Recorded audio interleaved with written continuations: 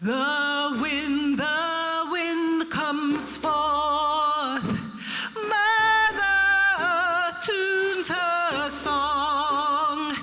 Each breath brings life to my veins.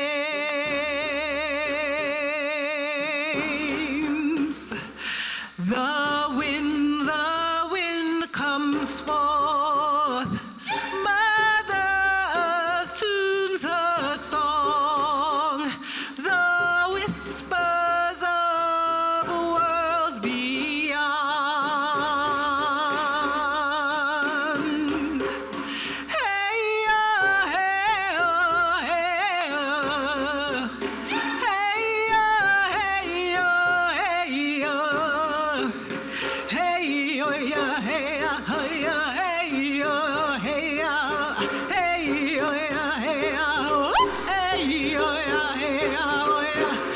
the wind comes forth, Mother tunes her song.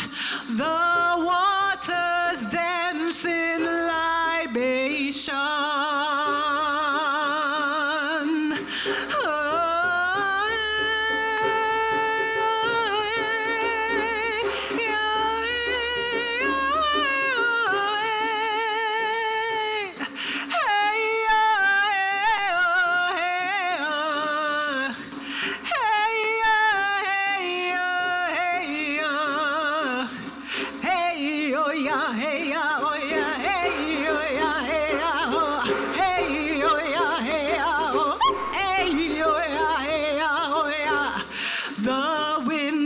The wind comes forth, Mother tunes her song of love straight to our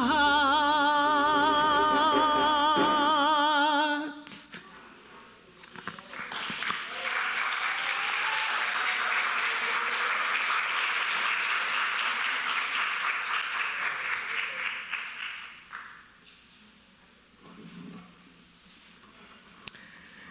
Thank you. We will now have our libations. And keeping in the African tradition, it is important to ask for an elder to begin. So I ask, do I have permission from an elder to begin? Yes? Thank you. Thank you.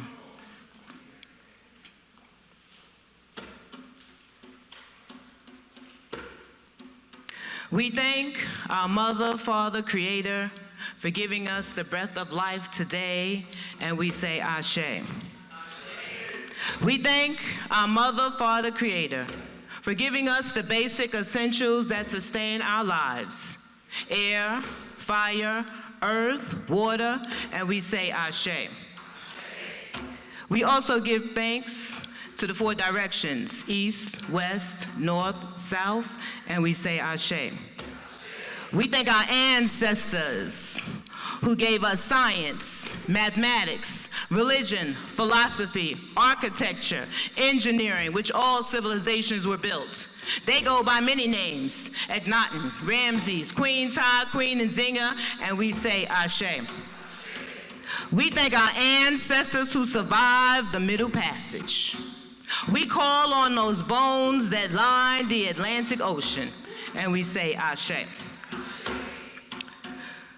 We thank our ancestors who are warriors, revolutionaries who fought for our liberation in Haiti, Cuba, the Brazil, the motherland, our Americas, and throughout the entire diaspora, and we say Ashe. We recognize the indigenous comrades whose land we reside on, the Lenapes people, and we say Ashe.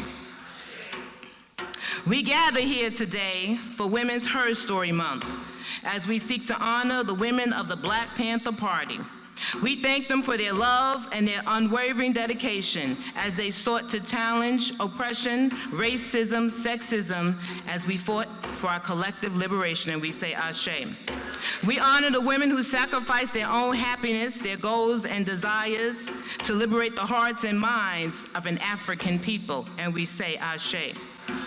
May their words and stories shared here today remind us of the power of the divine feminine energy and African spirituality in the quest for our freedom, and we say Ashe. May the spark for cultural determination, political awareness, economic fortitude, and spiritual enlightenment light a spark in your heart and your mind. May love be your foundation and pillar of strength, and we say Ashe. May we move forward with no fear as we seek to rebuild our bonds and our sisterhood. May we stand firm and stand tall in our commitment to heal our individual selves, our families, and our communities, and we say Ashe. Using the principles of Ma'at, seeking truth, justice, balance, order, reciprocity. May love be your foundation and open our hearts, and we say Ashe. May you be someone to bring hope. May you be someone to be loved. May you be someone, more importantly, to make revolution. Ashe O Bara, Ashe O Bara, Ashe O Bara. Thank you. Thank you for that. So my name is Indigo. I'm the founder of the Healing Drum Collective. We want to, of course, thank Brother Shep and the family for inviting us to be a part of this program. I'm joined here by Ishkara, Sound Mystic. She is the founder of the Inner Ish, and we're also part of a collective called the Healing Tree NYC. So part of what we seek to do is using our voice, using instruments to be able to heal, because there's a lot of anxiety, pain, and trauma that we carry within our bodies. So as mystics and as healers, we use sound to be able to do that. So we just wanted to use this time in the beginning to be able to share a few demonstration of what sound. We brought a few instruments, and Ishkara is going to explain them while I play them. You need the mic. I don't know, can I use this one or? Yeah, that's your department. So sound pretty much works by way of something called entrainment.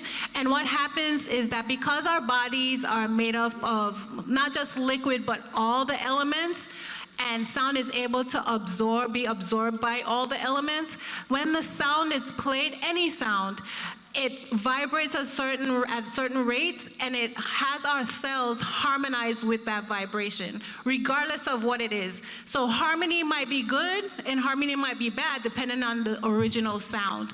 So if you're listening to a certain type of music and it may not be a good energy with the music, your cells will harmonize to that. So we bring these instruments as a way to harmonize your cells to something ancestral and powerful that will awaken the ancestry within your DNA. So we start with the gong, and the gong is, like in Tibetan culture, the gate opener. And so that opens the way. That starts off ceremonies, and you're gonna hear it. And usually the gongs are made out of 7 metals. Very beautiful. And they come in different sizes. That's a travel size, but the big ones, you'll be able to hear it like all the way outside. Thank you. And then the next one we're gonna demonstrate is the rain stick. And this is a traditional African instrument. And this pretty much symbolizes the rain, right? And because we know that the frequencies of the rain are already naturally healing, obviously the ingenuity of our ancestors, they've found a way to capture that sound in this instrument. And then the crystal singing bowl, this is a new instrument. These were actually invented on accident by an engineer, and they were looking for a crystal chip to put inside of watches. And they found that once they played this emitted like healing frequencies, and then that's how these started to become used as healing instruments. Okay. And then pretty much you just play this. Usually there's a ring and it's on like the floor, and you call the sound out. So typically people like bang it, but what we do is we call, because this already has a sound. Just by the mere existence of it, the mere existence of us, we already have a sound. And what I'm gonna do is just simply call the sound forward so that I can hear it. Right now I can't hear it because it's vibrating below the level of our frequency that our ears can hear, that 20 hertz. So I'm just gonna call the sound forward. And that's me summoning the sound. But even when you don't hear it anymore, the sound is still reverberating. The sound is still being recorded in the walls, being recorded in our bodies, being recorded in the earth and the atmosphere, okay? And then what we do is I use this also with my voice, and that is the most effective healing instrument that all of us already come with, is the voice. And that comes in the form of the words that we say to ourselves. And even if you notice, it doesn't stop at what you say, it stops at what you think. Because even if you notice, when you hear your thoughts, you're hearing your own voice. You're not hearing someone else's voice. Your thoughts come in your voice. And so you want to start managing your thoughts, managing your words to yourself and to others, because again, just like sound, just like the instruments, that sound is recorded in your body, in your house, in the walls of your house. It's recorded in the bodies of the people that you speak to, and it's recorded in the record of time, and you can't take the sound back, okay? Correct. And remember, every cell in our body hears our thoughts. So if every cell hears our thoughts, if they're negative, where are they landing? They're landing someplace within the body. So if you're having negative thoughts, then that means, as Ishkara said, that those negative thoughts are having an impact on you. Those negative thoughts are also having an impact on the person that you may be thinking about, and then those thoughts are also going into the universe. So this is our way to really actually help us to retrain our thoughts, to put more positive energy out there, because it has an impact on ourselves. And that's our time. And again, we are the Healing Tree NYC. I'm Indigo, and that's Ishkara. Thank you. What's the call? Freedom all. What's the call? Freedom all. Freedom all. Okay, assalamu alaikum, or peace be with you, and good evening. Thank you all for joining us for Black Panther Women Speak. I'm Alyssa Monet, and I will be your host for the night. I am an artist, activist, and community organizer with Soy Muslim Rican and Artists for Puerto Rico. And before we begin, I just want to recognize that this event couldn't have come together without the organizing efforts of the Sophia A. Bukhari Albert New Washington Foundation and the New York Black Panther Party Commemoration Committee. I also want to recognize those who have donated their time to volunteering during this event at various capacities, so give me a few moments to do so. Bro Shep tonight, who's overseeing all of the operations, thank you to you. Thank you to the New York City Free Kamau staff helping us check in all today and providing our refreshments. Thank you to Brother Jeff, who is on video. It's important that we document the work that we're doing, so we thank you for that. Thank you to Bulwit, BJ, and Five for operating the Black Panther merchandise table, so be sure to stop by there tonight. Thank you to Christian, Carmen, and Deborah with the People's Church staff for coordinating the use of this space. Thank you to our DJ for the night, Spirit Child. Thank you to Ms. Betty Davis and Sophia Williams, who will be moderating our panel discussion tonight. Thank you to Zulu Warrior Security for keeping this space safe. And lastly, thank you to you all for being here today in this space. Okay. We are here to celebrate the women of the Black Panther Party. We are also here as a part of the fundraising effort for the campaign to support political prisoner Kamau Sadiki. So we begin today, we're gonna hear from Kamau's daughter, and Black Panther Cub, Kasise Sadiki. She's also a shining light and a beautiful spirit, so please help me welcome her to hear some updates on Mr. Kamau.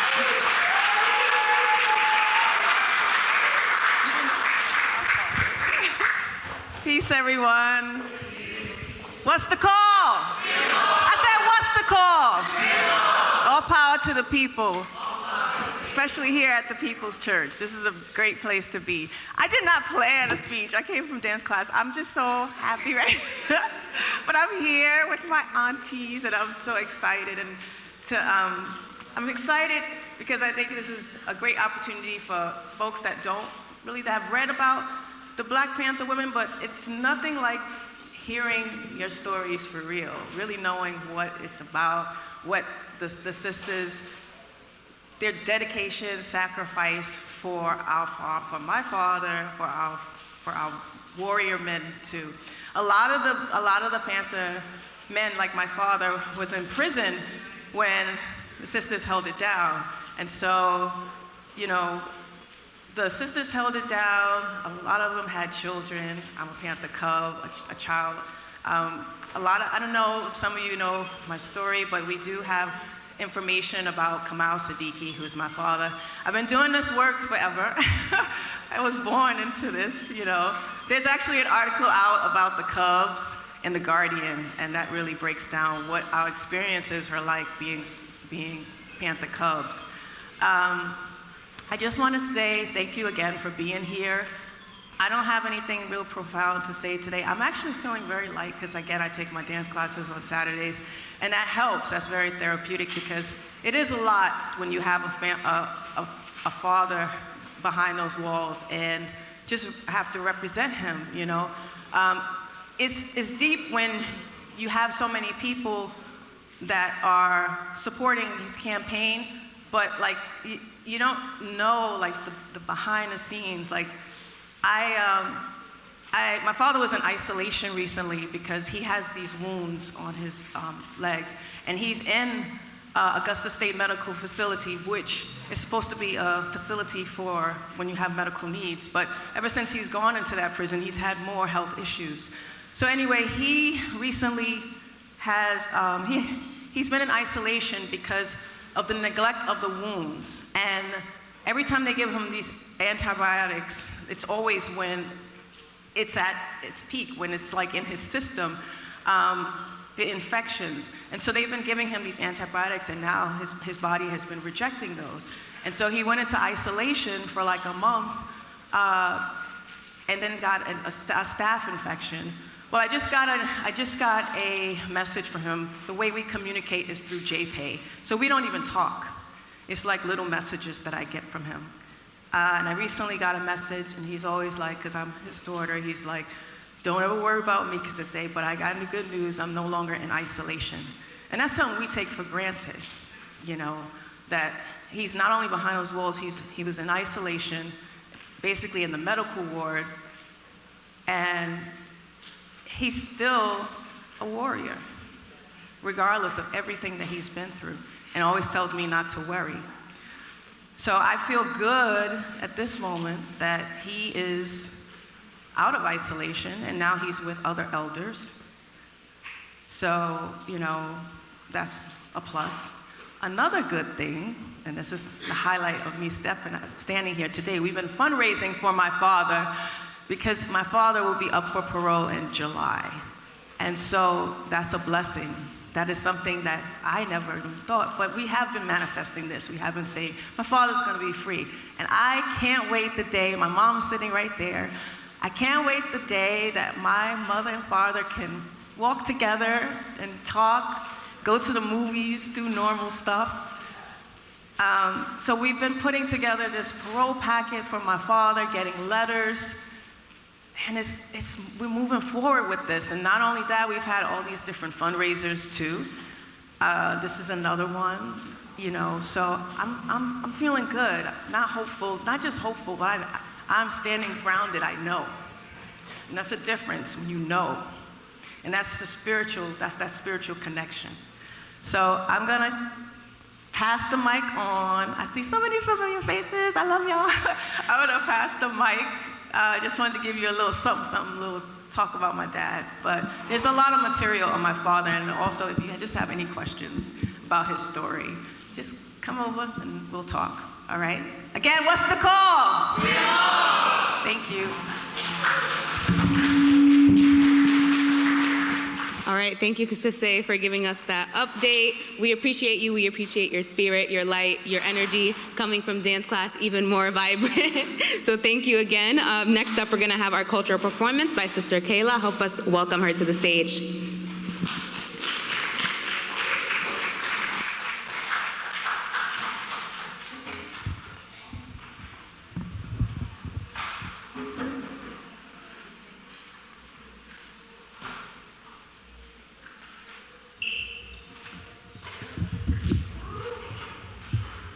Hello, everybody.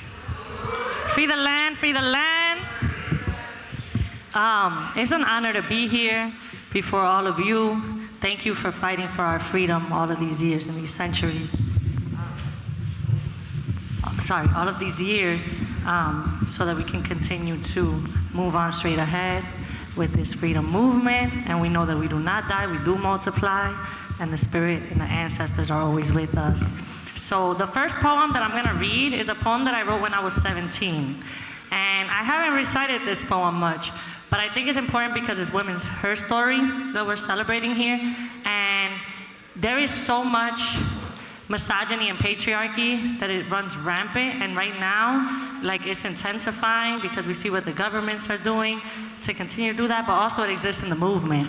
And also, like, you all had to deal with that growing up within the movement, so we have so many beautiful brothers and people that we love. And you know, also I was 17 and I wrote this poem, so that says a lot. And now I'm 33 going on 34, which is like double that life, and it's still relevant. And we have sisters in here that have been preyed upon by elders in the movement, and we have people that have called it out, and some of the brothers don't want to believe it. So I'm just saying that, even though it's probably not popular to say out loud, but I'm just saying, like, we all are healing together, and we love ourselves, and we love each other, and we love our family.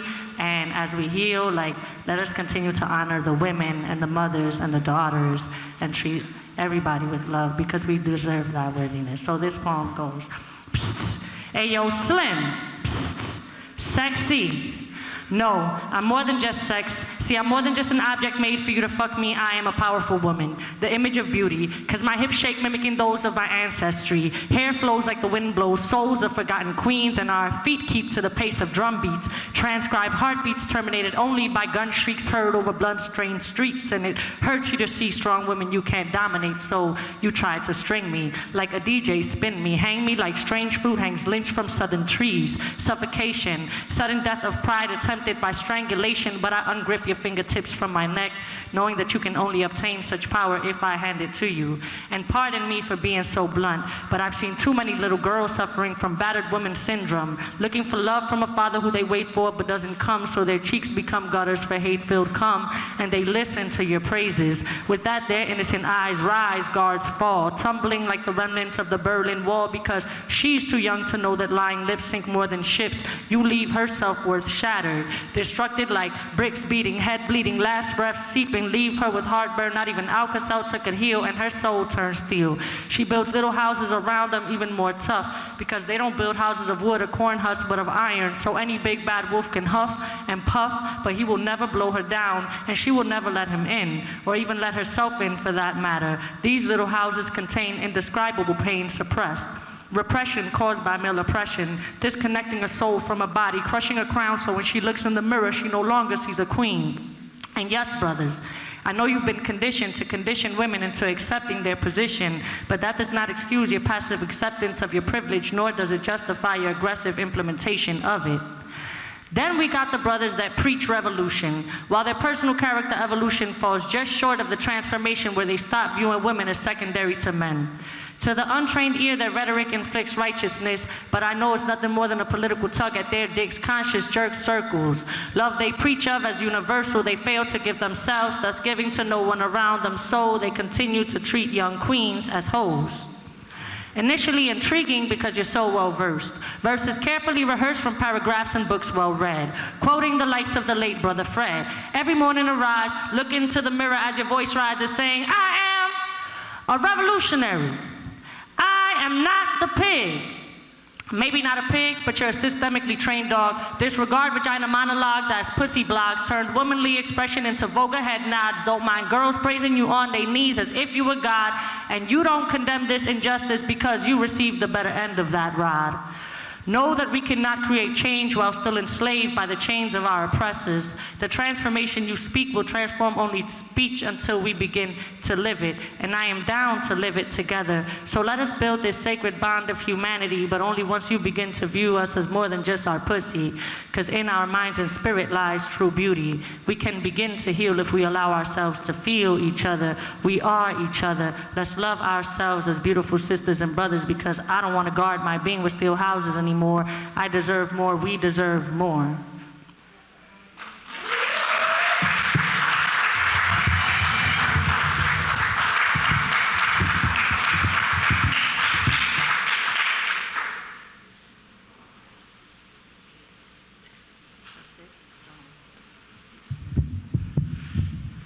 It is so sad what's happening with all of these deportations. They are just picking up everybody, just like we are fighting here to free the political prisoners and Panthers and everybody.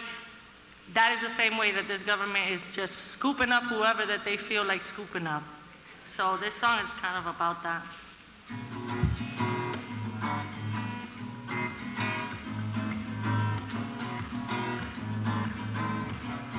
My family so far away, left them at bay to guide the way.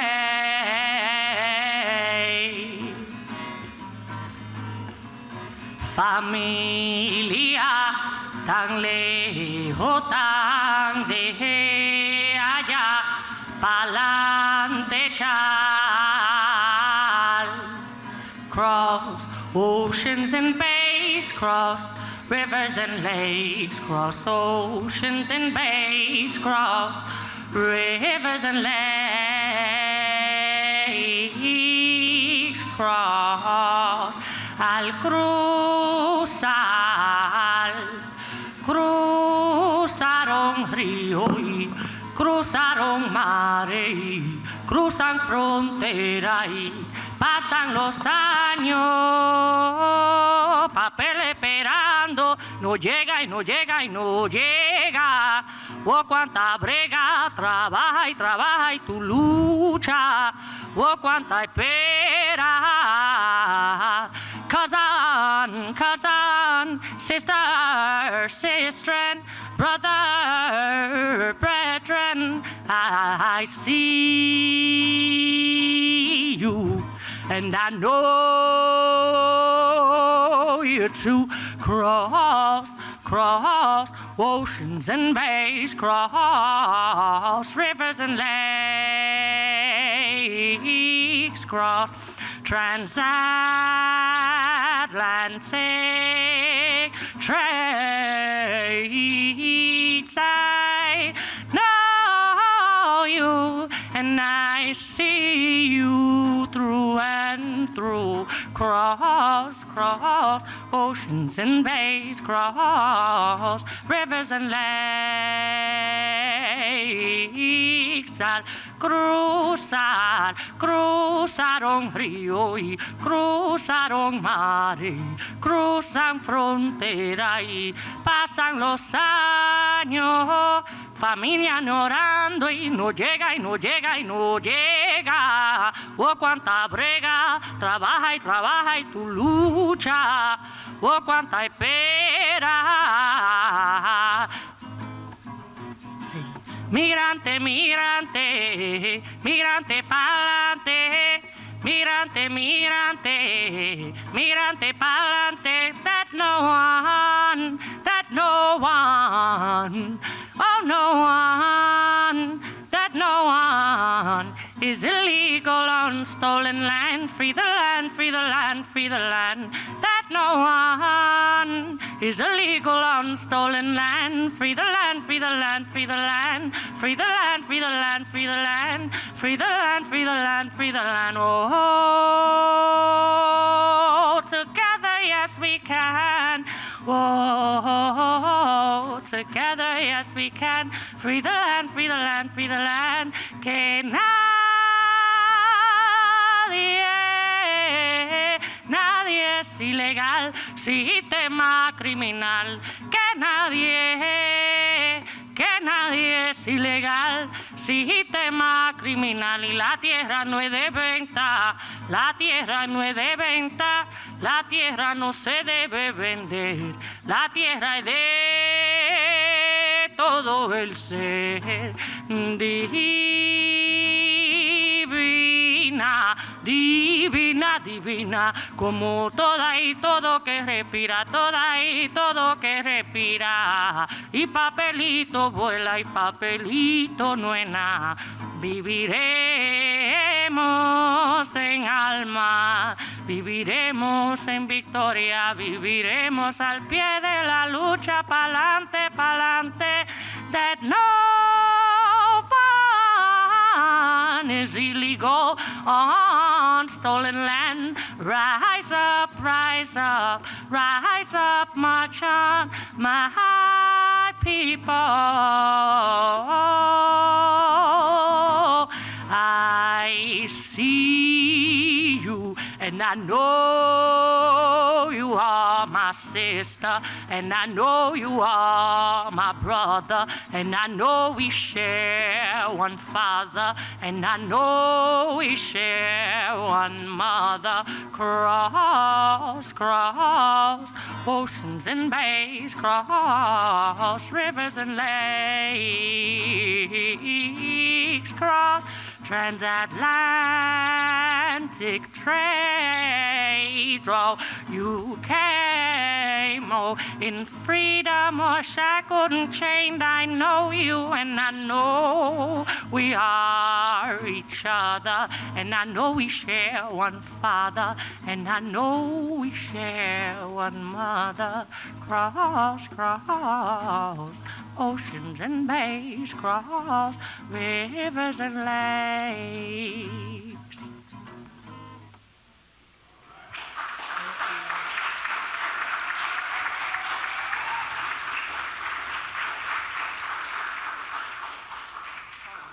So then the last song, I was confused because I was going to do another one. This song I never do because I actually don't like to talk about negative things. How the sisters were saying it's all love and all positive because, you know, the vibrations. But this song, it was like when the warriors mount. And I'm just like, a lot is going on, so whatever. This was an old one from like 2021, but I'm going to still do it. Go ahead, Spirit Child. Land back.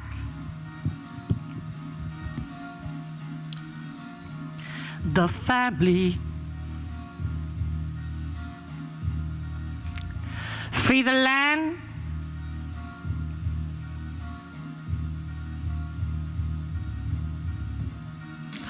Water run quick, wash away everything but blood run thick. If you start with me, better start to finish it, cause if not, fuego candela, you gon' die lit. Water run quick, wash away everything but blood run thick. If you start with me, better start to finish it, cause if not, fuego candela, you gon' die lit. Come through with enganga, tú no lo viste, tú no sabes nada. It's always best to nunca mucho hablar, hush your mouth. Me no like blah, blah, blah. And we pushing through your door. Whole tribe repping 1804. But I'ma say less, never more. With their inside, scrub the floor. Water run quick, wash away everything but blood run thick. If you start with me, better start to finish it. Cause if not, fuego candela, you gon' die lit. Water run quick, wash away everything but blood run thick. If you start with me, better start to finish it. Cause if not, fuego candela, you gon' die lit. What we seen we could never forget. Fuck you mean, better pay some respect. We're never alone, place a bet. Warriors roam with us that never lay to rest. So we stay blessed and protect, guided by ancestors that never left. And we really, really stress they was working yesterday so we could win next. Water run quick, wash away everything but blood run thick. If you start with me, better start to finish it, cause if not, fuego candela, you gon' die lit. Water run quick, wash away everything but blood run thick. If you start with me, better start to finish it, cause if not, fuego candela, you gon' die lit. See right through you, clear as day. Our clairvoyance don't play. Our intuition you could never sway. Save your capping for a silly rabbit. Fuck out my way. Hasta la victoria. Race will never give up till la gloria. And I know my history, mi historia. My DNA got plenty memoria. Water run quick, wash away everything but blood run thick. If you start with me, better start to finish it, cause if not, fuego candela, you gon' die lit. Water run quick, wash away everything but blood run thick. If you start with me, better start to finish it, cause if not, fuego candela, you gon' die lit. Tired of these bigots, I've been tired of these trolls, cause we run with lionesses and Black Panthers, truth be told. But today, them that do the least stay the most bold, and they wonder why I meet they want with Stone Cold. Tribu come for reparations. Many still stuck on plantations. So while they bootlicking Sam's nation, I'ma still salute all my Haitians. Water run quick, wash away everything but blood run thick. If you start with me, better start to finish it, cause if not, fuego candela, you gon' die lit. Water run quick, wash away everything but blood run thick. If you start with me, you gon' have to finish it, cause if not, fuego candela, you gon' die lit. By any means necessary, we still chase freedom dreams. Insane as it may seem, them label us enraged, savage, mean. Not a soul on earth purely clean. Colonizers judge like they pristine. Caroline, your shit don't smell like mistoline. Fuck your flowers, free the land. You buried us with mighty seeds. Water run quick, wash away everything but blood run thick. If you start with me, better start to finish it, cause if not, fuego candela, you gon' die lit. Water run quick, wash away everything but blood run thick. If you start with me, better start to finish it, cause if not, fuego candela, you gon' die lit. You know, thank you. Y'all always hear me singing freedom, love, and light, and songs, and beautiful things, and that's a fact, but I feel like our ancestors don't be playing that, and sometimes it's just desperate times call for desperate measures. But I love all of you, and we're so grateful. It's an honor to be here and just to have anything to inherit. The fact that we even know her stories, the fact that we can stand proudly and speak the words that we speak and do the work that we do is because of all of those that came before us, all of your women that were so brave and courageous and continue to be so today, and also the brothers that have supported freedom movements for women. So we're very grateful. Thank you.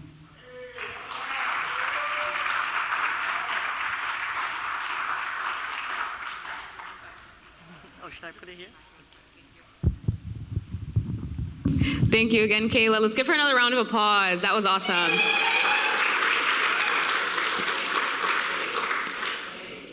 Okay. Next, we're going to have some women talk about books. We know that reading is a revolutionary act, and we need to make sure that our youth are engaged. So we love our educators, we love our literaries, and so we're going to welcome to the stage Rosemary, Robin, and Mary to talk about books. You guys ready? Good evening, everyone. Shep, I would like to thank you for being the soul brother that you are, for putting together this program. And to all of you who've come out today, let's give him a hand. I mean, he's just...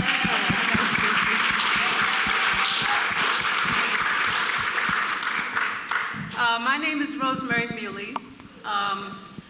I'm going to be on the talking thing with my sisters.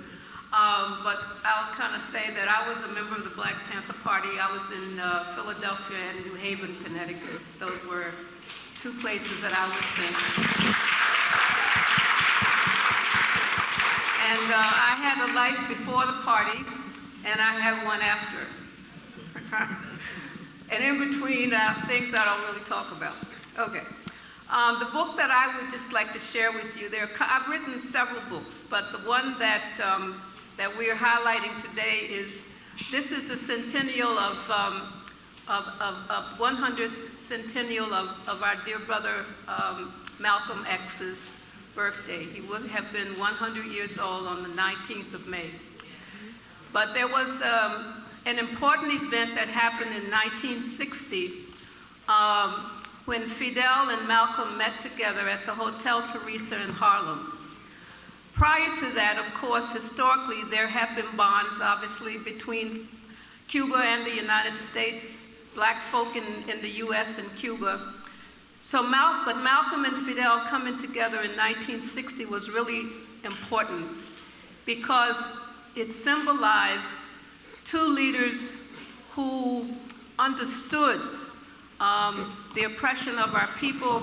And even Malcolm said to Fidel during that visit in 1960 on the 19th of September at the Hotel Teresa, that you've done everything in your country that we're still struggling here to do.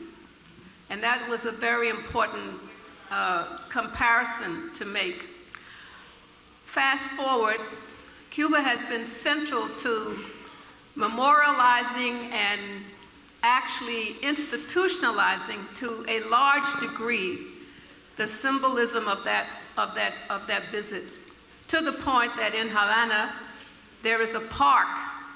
You'll never see anything like it in the world. For those of you who've been there, you've probably seen it, and if you go there, you definitely should see it. There's a park in the section of Havana where there's a statue, and on one side is a picture of Martin Luther King, and on the other side is Malcolm X.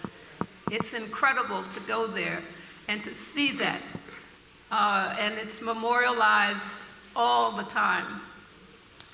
Now, in 1990, as everybody in this country was rolling around T-shirts that had X on it, Malcolm, to a large degree, became a commercial entity. Everybody would buy a X T-shirt, and you'd ask folk, well, what does that mean? And they really couldn't say, but it was important that our young people were beginning to understand. And then, of course, the movies came that left out so much. But in 1990, Cuba held a conference. It was called Malcolm X Speaks in the 90s. And it was an incredible conference where scholars from all over the continent actually came. And I had been one of the organizers in the US, and my colleague for working in Cuba was our sister Asata Shakur. So we worked together with our Cuban brothers and sisters to fulfill this mandate of organizing the conference. And at the end of the conference, we were summoned one night near midnight, and we knew that something special was about to take place. And we ended up being in the presence of Fidel, who thanked us for coming, as a matter of fact, when we really owed the thanks to the Cuban people. And at that time, Fidel talked about the significance of him meeting Malcolm. And it was just unfortunate that he had invited Malcolm to come to Havana, but of course, we know that our brother was assassinated. I was charged with returning to the United States, and within 6 months, I think they gave me, to actually put together a book that really talked about the conference and also talked about the symbolism of the meeting, which meant that when I came back, No, I was not at the 1960 when Malcolm met Fidel. No, I wasn't there. I was still, developing and hearing about it.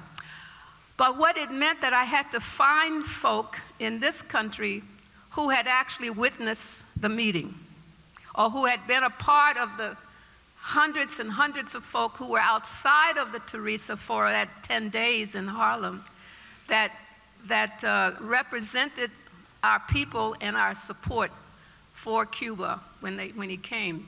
And that was an incredible task. And I lift up the name particularly of Ilambe Brass, presente, Bill Epton, who was a member of Progressive Labor Party, and Sarah Wright, and so many other brothers and sisters who witnessed this meeting. And I did Conrad Lynn, who was an attorney. I had a chance to actually find those folk and interview them. And so the book is called Fidel and Malcolm X, Memories of a Meeting, that actually has what I call it was a phenomenology study, meaning that I had to get into the mind in my interviews of the individuals who were telling me this story.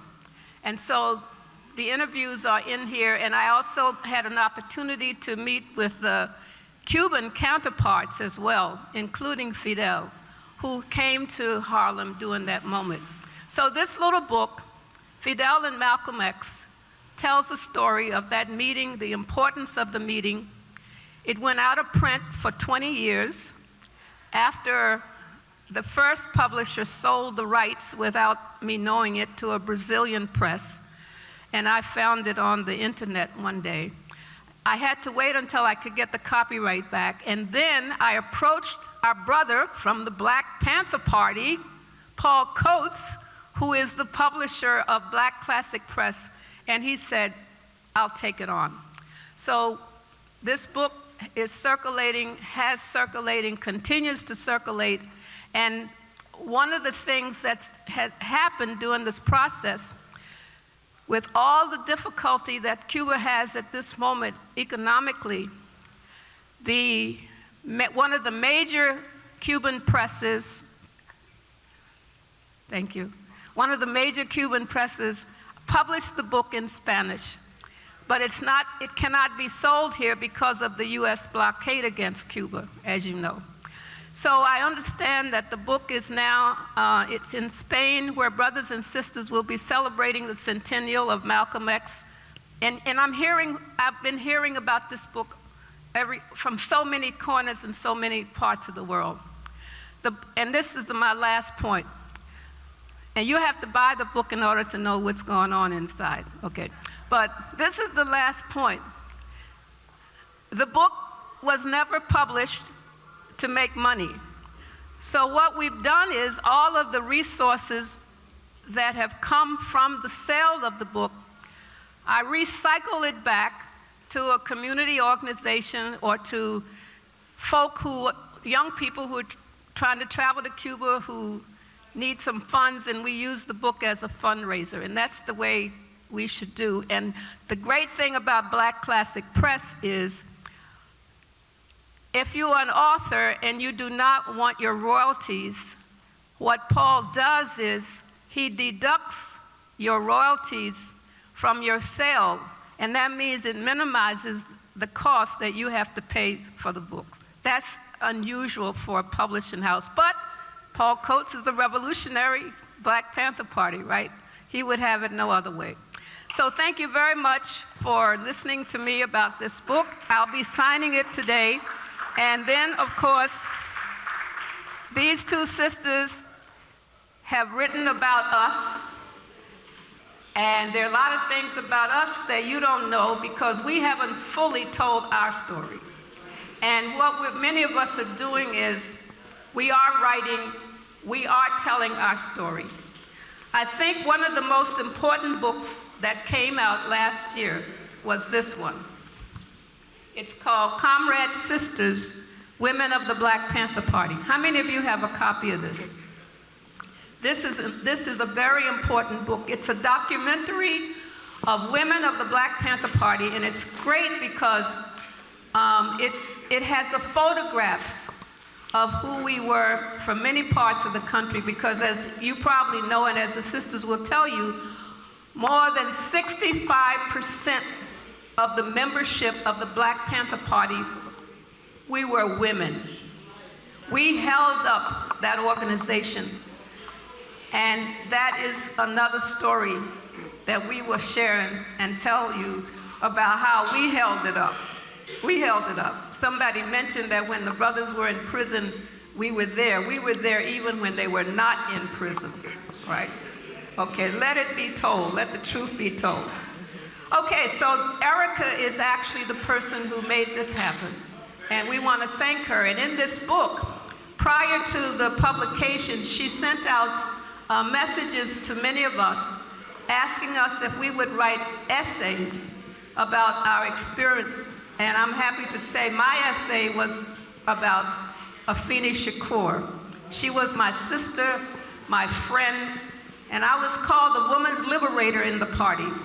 I guess you may wonder why. We'll talk about that too. And Afeni was really important in supporting us as women to speak up, struggle against sexism, struggle against the macho activities that went on. And so that's my tribute to her. And then, of course, our other sisters here will talk about their contributions to the book when we have our presentation. So thank you so much for the two books that you've written, and especially, I haven't read Mary's yet about Erica. I'm looking forward to that. But thank you so much for reconstructing that aspect of our history.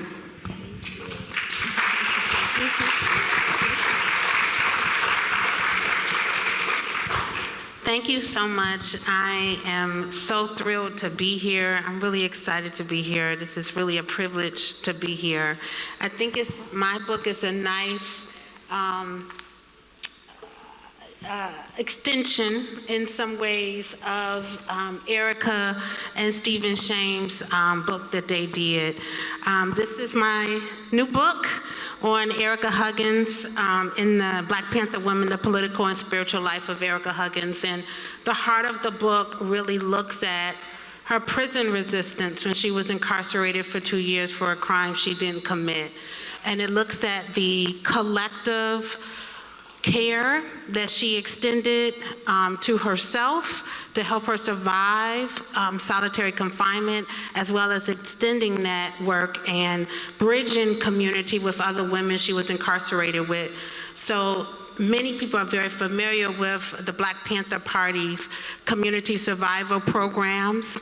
This is an extension of what that looked like, what Black Panther Party political organizing and activism looked like among women inside those prison walls.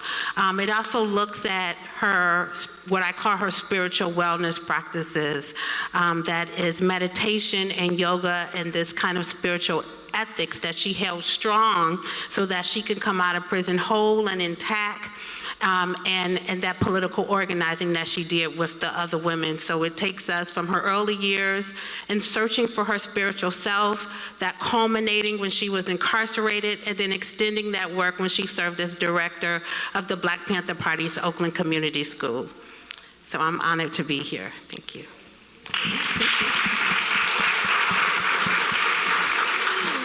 Thank you, everyone. I, too, am honored to be here. I feel like I'm in front of some of my greatest teachers. I remember being a young activist and showing up in Sam and Rosemary's brownstone at the bottom there was a network of Black organizers, sent there by Sophia Bandelli from Brooklyn, my godmother, who I just saw yesterday.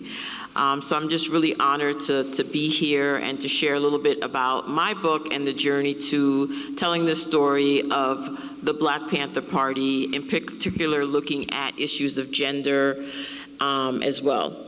So this book here is about ordinary people who did extraordinary things.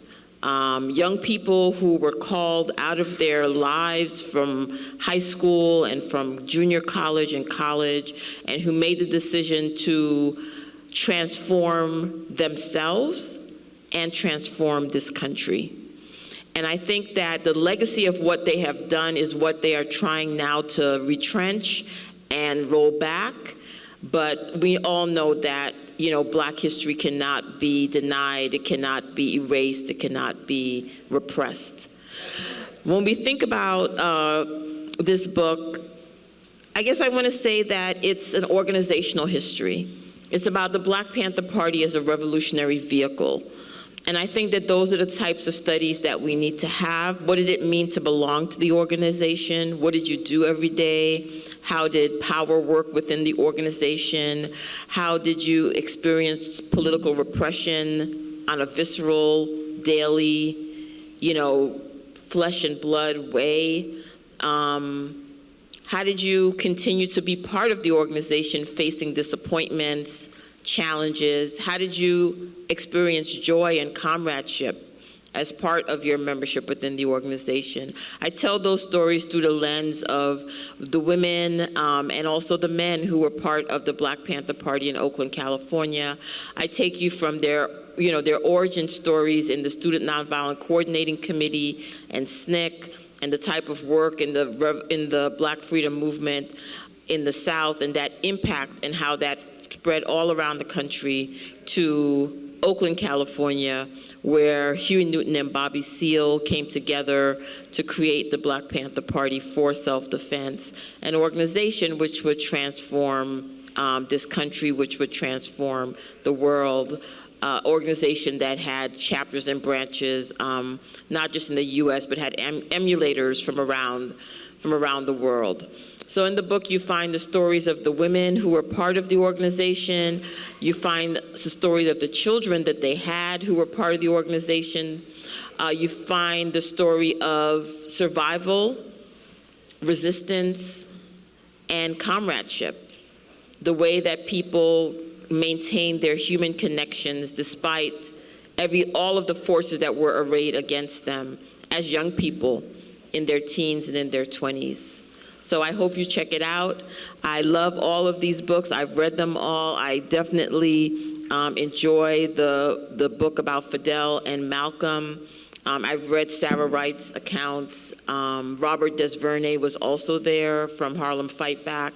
There's so many histories that have remained untold, so many histories. So I'm really happy that we're together to celebrate. Thank you.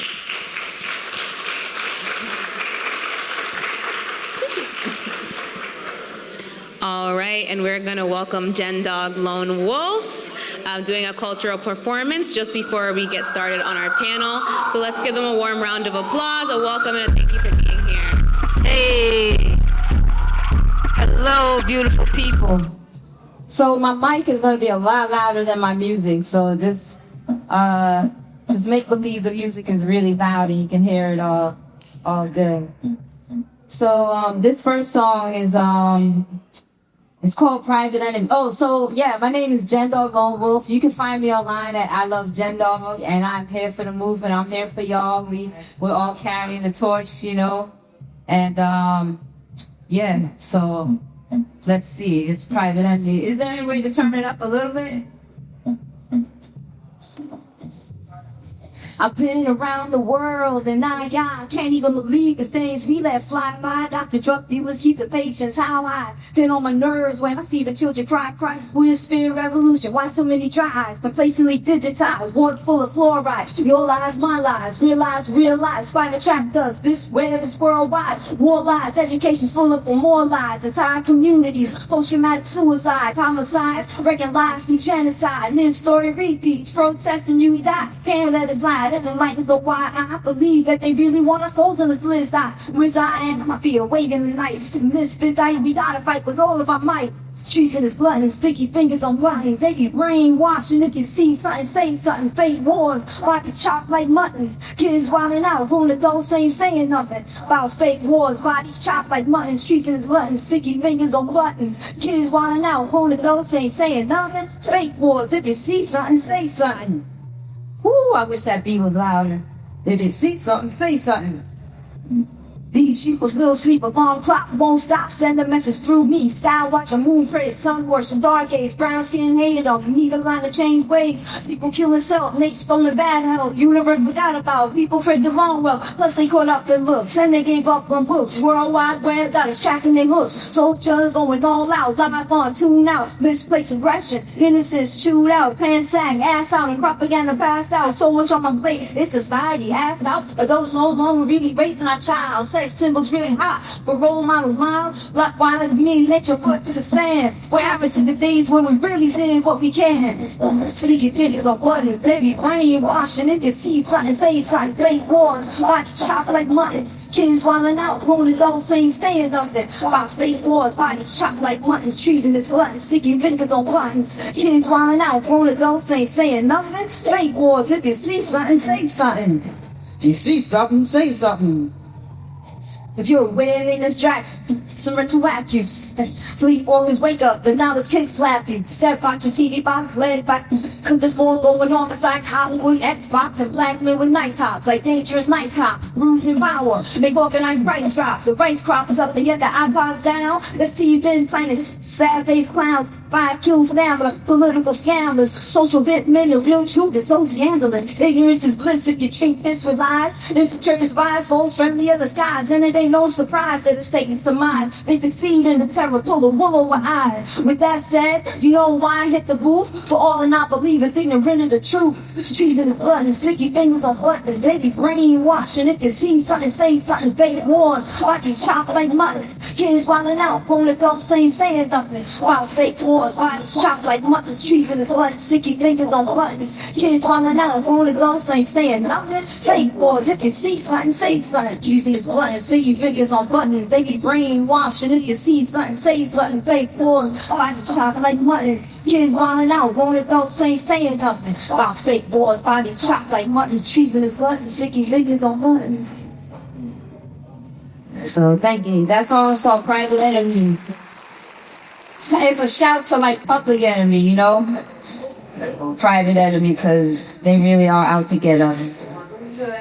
And we really can't let them. And we gotta stop funding our own demise. Like, you know, boycotts for a week are cute, but really we just need to let go of those products, you know? Shop in the thrift store, stop drinking soda, you know, give up the snacks. And then the money we save from boycotting that, we put it into like something and we get healthier and we, you know, make a little money for a vacation later, you know?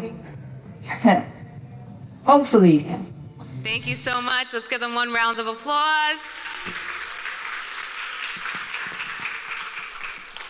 All right, and next up we have Black Woman Speaks. This is the main event. This is the reason why we're all here today, to honor these incredible women of the Black Panther Party.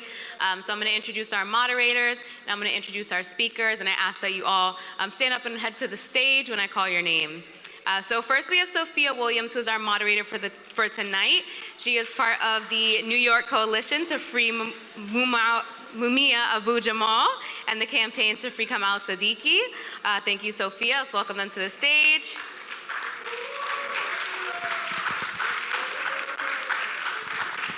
We've also got Yasmin Majid, veteran Panther of the Black Panther Party, New York chapter.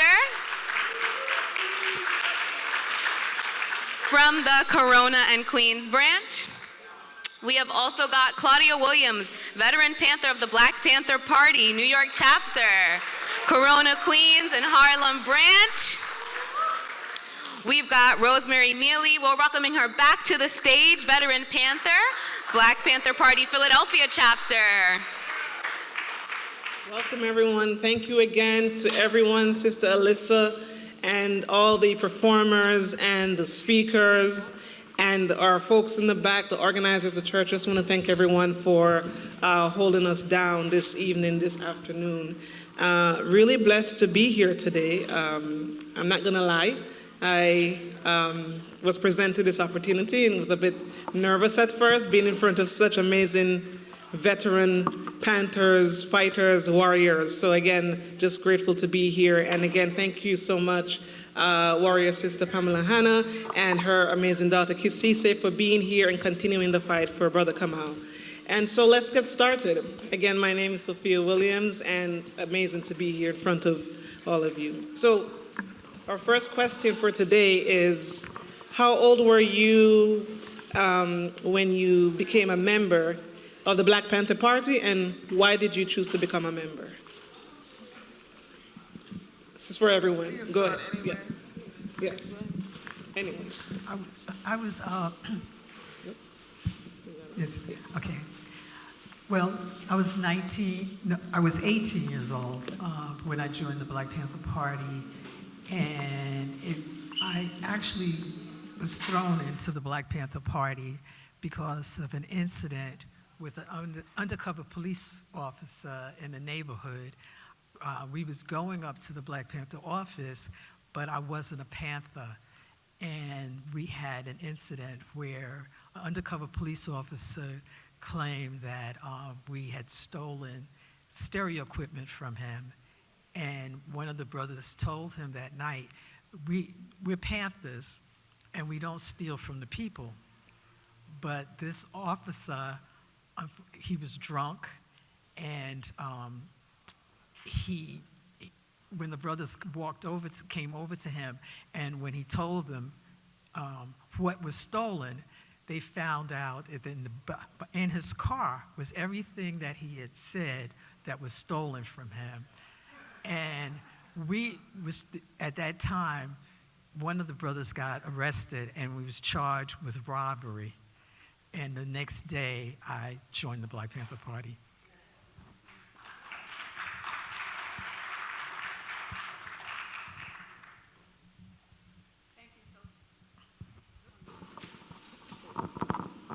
Thank you, Sophie. Actually, I was one of the older sisters who joined the party, contrary to, again, the myth that everybody was a teenager or whatever. I was 30 years old, and I was a single parent. My son was 4 years old. I had been in the movement anyway. Communist Party kind of was involved in trying to recruit me. I was also involved in the Black Economic Development Conference, which was a part of the reparations movement. And I was a family therapist working out of Children's Hospital doing family therapy with single parents. This was in Philadelphia. The Black Panther Party office was not and I lived in a commune, which was very interesting. That's another story. But our commune had a printing press in it, and it was with what we call mother country radicals. These were white progressives who were involved in the anti-war movement, and so there were a few of us black folk who lived in the commune, and that meant we had 24-hour babysitters, and it was really privileged, to be honest with you.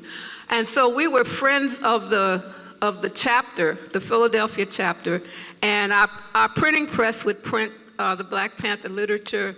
And when I would get off from work as a therapist, I would take food to the breakfast program. But when Fred Hampton was assassinated, the Mumia Abu-Jamal, who at the time was about 14, asked us if we would lend one of the cars. We had access to cars too. And would the party drive out to Chicago? Because what happened when Fred was assassinated, the Chicago chapter organized kind of like a national call, asking people to come to Chicago to actually see what the police had done. And so what happened on a cold day, we drove out to Chicago, and I remember we arrived and there were lines and lines of people waiting to get into the house. And when I walked into the house, I saw this blood-stained mattress with, the walls were pocked with bullets, and it was just a horrible scene. And it really traumatized me. And when I went back to Philadelphia, I never went back to work. I joined the Black Panther Party.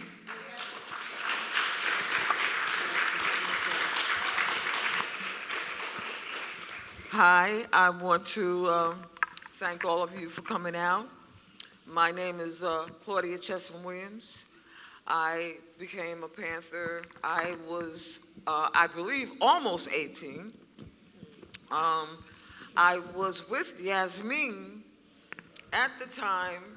This drunken pig said that we stole his equipment, but when he got out of the car, he was drunk and wobbly and pulled the gun. Pulled the gun and put it right in my face. So when the brothers went to tackle this man, when they knocked him to the ground, they saw his handcuffs. Then we knew that he was a police officer. We went through all of the channels about going to the review board and to make complaints and to do this and to do that, and nothing worked. They didn't want to take the, from us. They didn't want to hear what we had to say. Little black kids running around. And this guy, this pig, when he died with a gold star and a fucking parade, excuse me. So, I believe it was right after that happened is when I joined the Black Panther Party.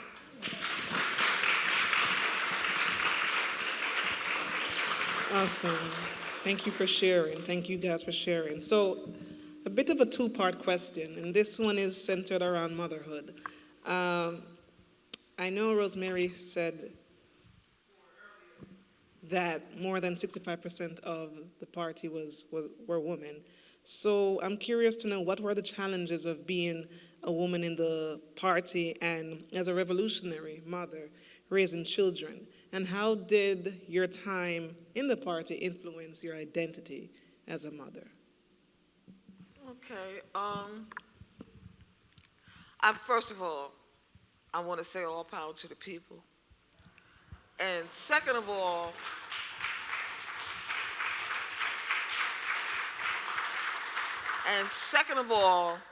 I want to talk about how I love my sisters.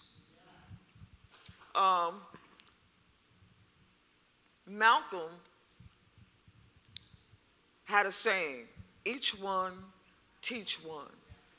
And that's something that we, even till today, still talk about, how much it needs to be done, how much we need to share, how much we need to communicate with one another. When we were younger, in our early years in the party, I would say between the years of 1968 and 1971, we had a lot of babies. I'm talking about nationwide, we had a lot of babies. Well, we were encouraged to have children so that we could raise little revolutionaries. So when we were out, it would be, some sisters would be in the office watching the children, while the other sisters were out selling papers, while the other sisters were out organizing, while the other sisters were out getting signatures for the breakfast program. There was always something going, and we were always taking care of each other's children. That's something that we talk about right now today, where the children are all grown now. I mean, I have 14 grandchildren and 3 great-grandchildren. So the struggle continues.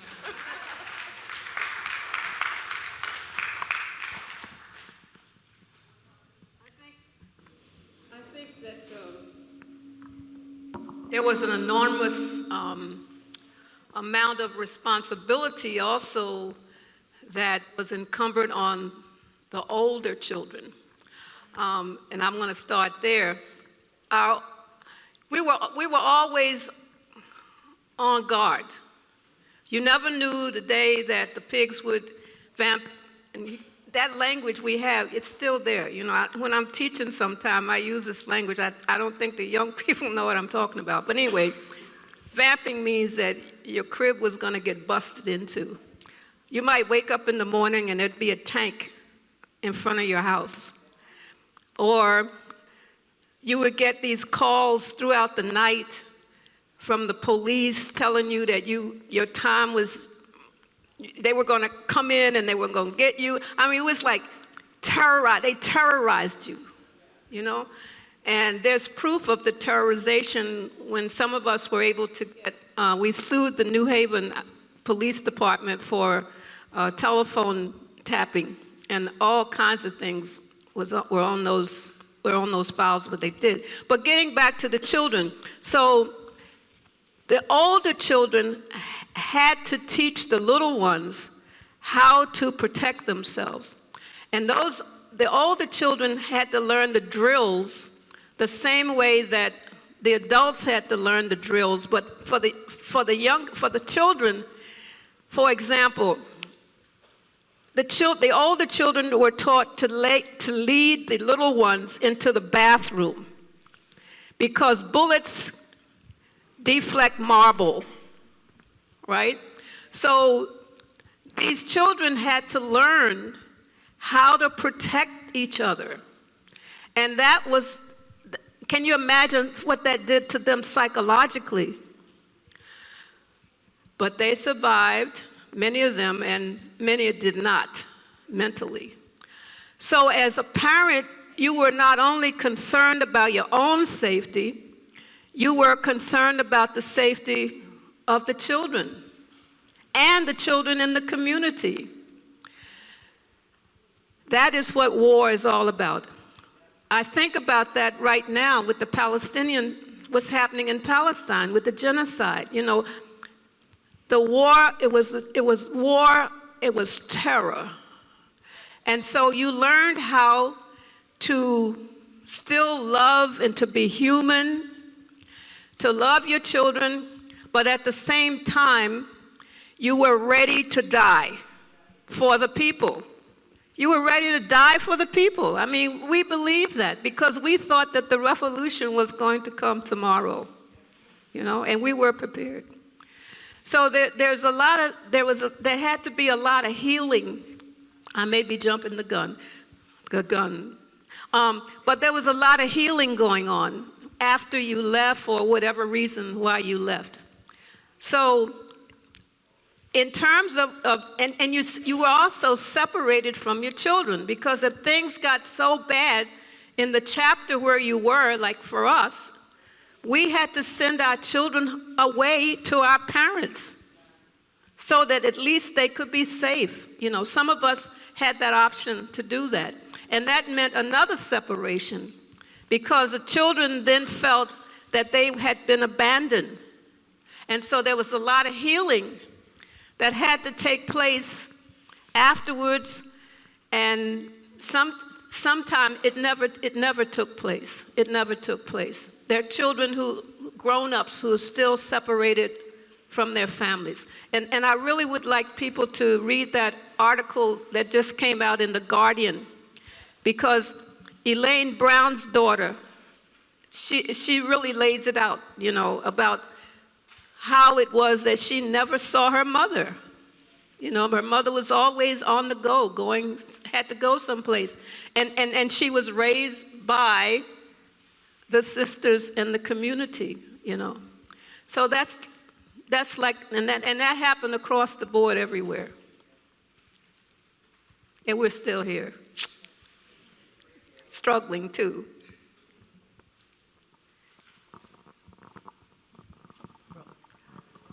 was 19. I didn't have any children when I was in the Black Panther Party. In fact, one of the reasons of leaving the party was to raise my children. But what the party was a family like no other. So we have children, we're aunts and uncles to all the Panther Cubs, and it's because we took care of or looked after everybody's child at that time. So while I didn't have any kids, but I did watch children, I took care of babies, I fed babies. That mothers might have been out selling the newspaper because I was a financial person and I was part of the Ministry of Finance, so I was in the office when other people was out, but I would be the one that was watching the children, and I treated the babies like they were my babies, and it became, the connection was so strong with us for the children, and now we are the aunts and the uncles. I mean, I'm an only child, but my children have lots of uncles and lots of aunts, and because of our relationship and because of the Black Panther Party, and it's still, we're talking about 50 years ago, but we're still it's that still bond, that is very strong.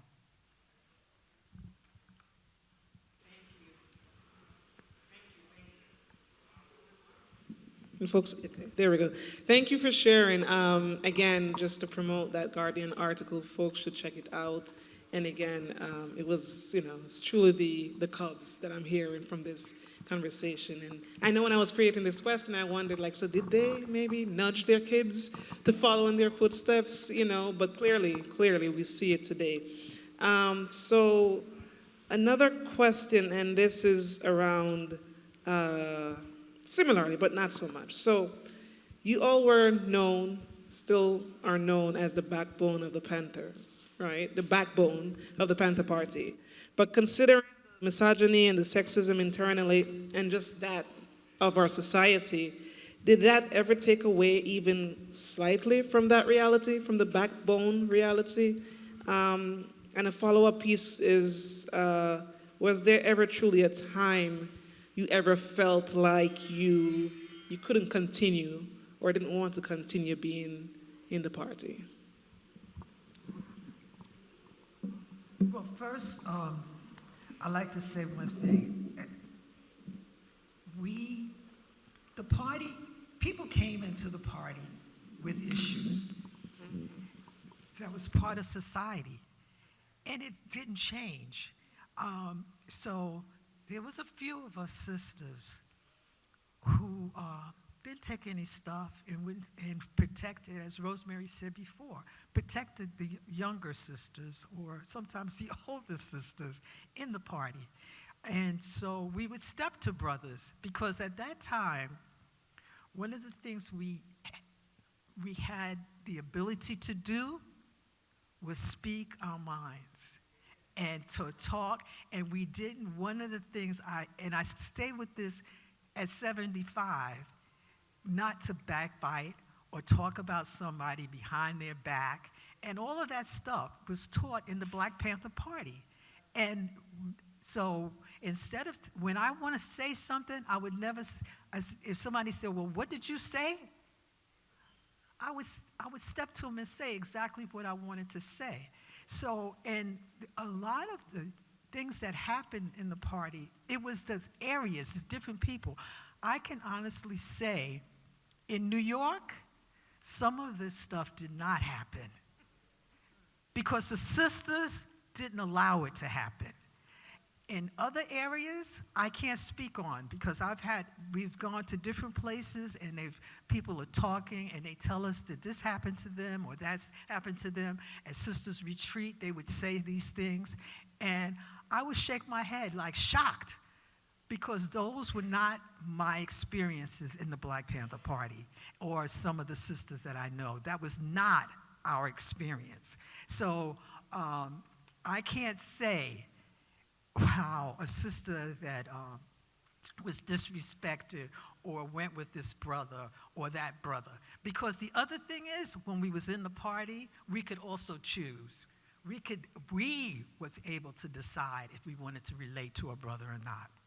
And so that was some of the stuff that I experienced in the New York chapter of the Black Panther Party.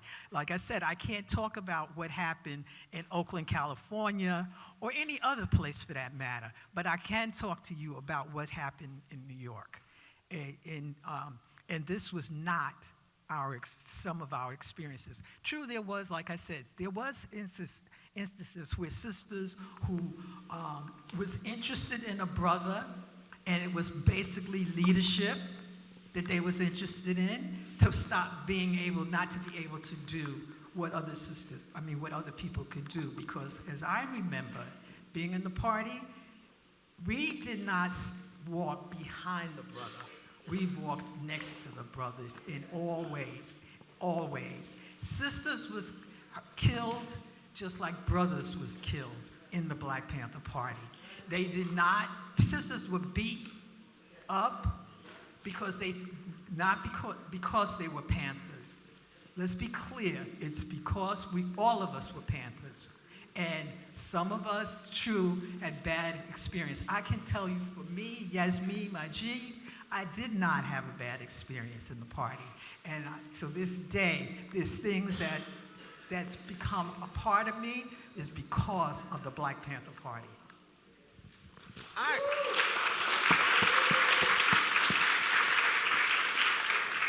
I have a story. There was a brother that came from California to run our office.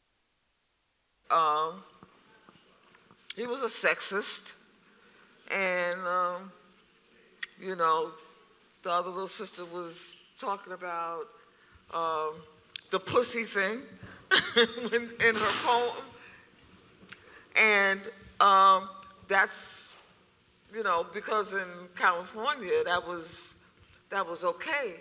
That was the norm. When he got to New York, he thought that it was going to be all right as well. Well, we weren't having it. It wasn't going to happen on our watch, and we spoke on it. We told the brother, no, can't do this here. Can't do this and get away with it. We will not allow it. Well, my punishment for being disobedient was to run around the block 3 times backwards. And every time I got to the front of the office, I was to throw my hand up and say, "Free Hugh." Well, I did that. It was some 30 years later when I ran into this brother, and we talked about it. So when Sister Yasmin said when people came into the party, they brought their issues in with them, they did. But once we became political and we were able to fight that chauvinistic bullshit, then we were not only equals, but they had to treat us as equals. Like Jasmine said, it wasn't only the brothers getting shot. The bullets just didn't go for the men. If you were in the office and the bullets were whizzing through there, it's a possibility that you too would get shot. I mean, Sister Pam and I was just talking about the fact that we didn't think we would live beyond 25 years old. Because at that time, Panthers who were being murdered were 21, 22, 23. So we never thought that we would be 73, 74, and 75 years old. That was like almost an impossibility because they were trying to kill us all.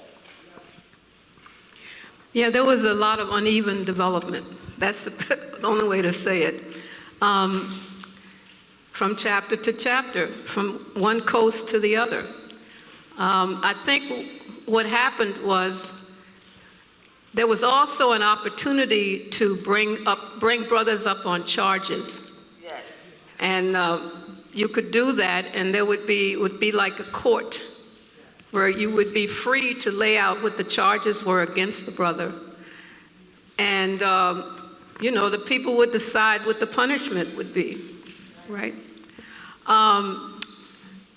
Near the end of the party's demise, around 72, 73, a lot of stuff was going on because the police and agents had infiltrated the organization to the point that you didn't know who to trust inside. And for those of us who've received our FBI files, there's all kinds of stuff now that we thought was going on that the files actually confirm. When Huey there was a split for those of you who studied this and know, and any of the members who are here, you can check me on anything I've said incorrectly. There's a split that's going on between Eldridge Cleaver and the folk in Algiers, and then what's happening on this side of the country. And so, if you get the old copies of the Panther paper, a lot of that tension and the political differences, it got played out. And New Haven, and we became the epicenter of a lot of the stuff that was going on regarding the split. And Huey had come to New Haven to debate Eric Erickson, the child psychologist, and he was really paranoid, very paranoid at the time.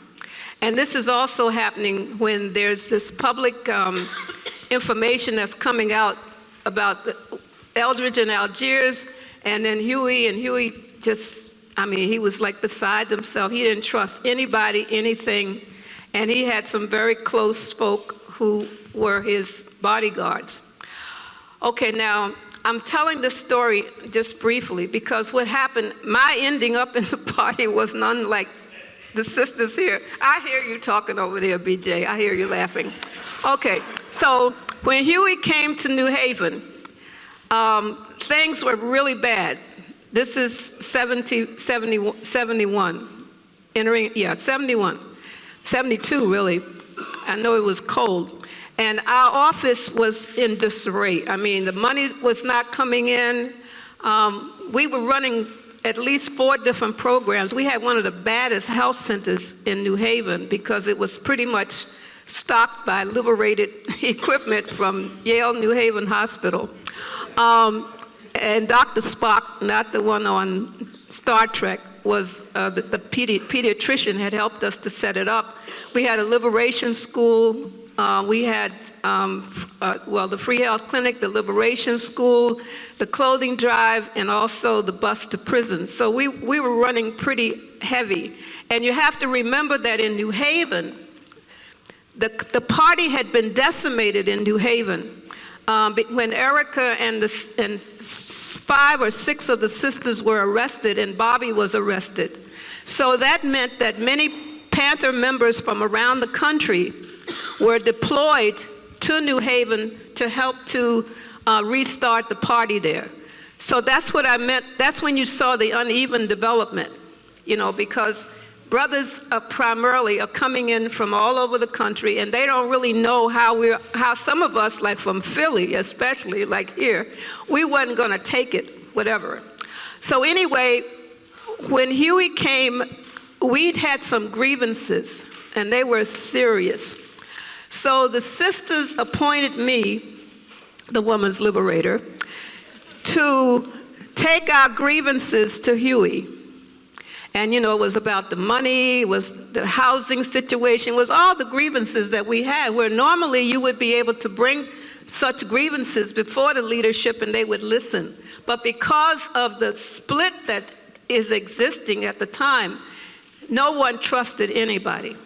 And so when I went before Huey to tell him what the issues were and the grievances were, I ended my talk or my appeal by saying to him, if you don't do something about this, I'm leaving the Black Panther Party. And he looked at me and he said, no one leaves the Black Panther Party, expel her.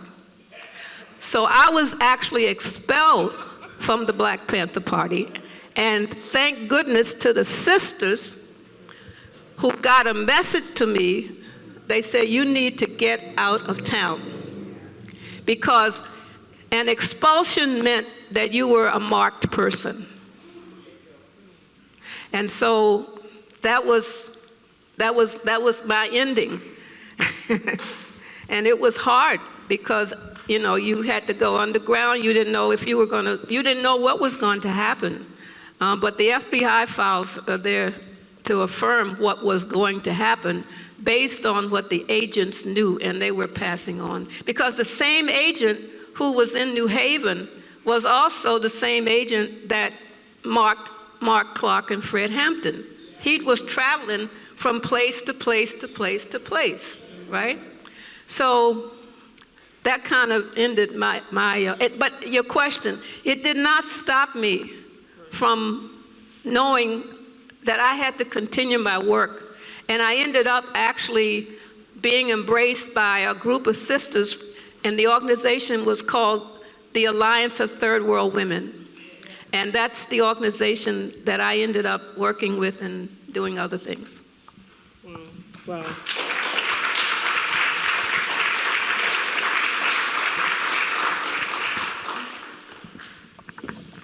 Rosemary was talking about the fact that Huey expelled her.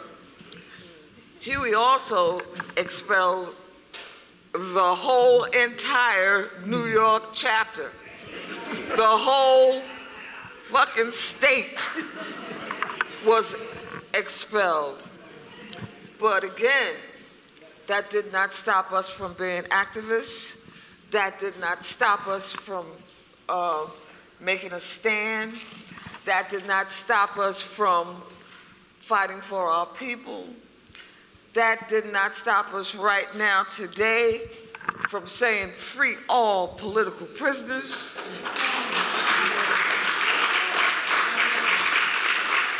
So the work is still being done.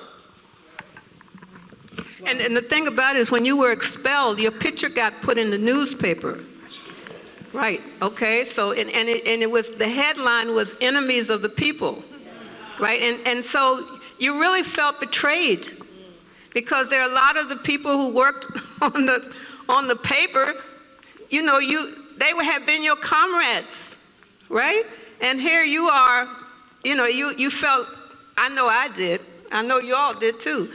We felt betrayed, you know, that betrayal, and it took some years for us to really see each other and come back together and talk about this. And then there's some instances where we never did. I know there's one brother who put a gun to my head, and he asked some of the brothers to apologize to me because he didn't remember doing that, you know? So I'm saying that the trauma, you know, it perpetuated itself, and we have to understand that, yes, the counterintelligence program was key and central, but there was a lot of stuff going on inside also that fed into that. And that's a part of the history that those of us who are still here, we want to tell that too. Yes, COINTELPRO was destructive, but we also contributed to our own destructiveness, in my opinion.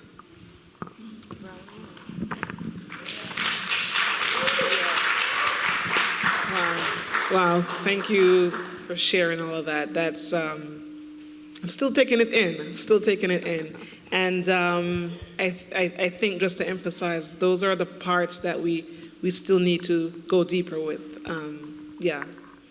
So, on a lighter note, what were some really bright, memorable moments for each of you in the party? Could just be one simple thing.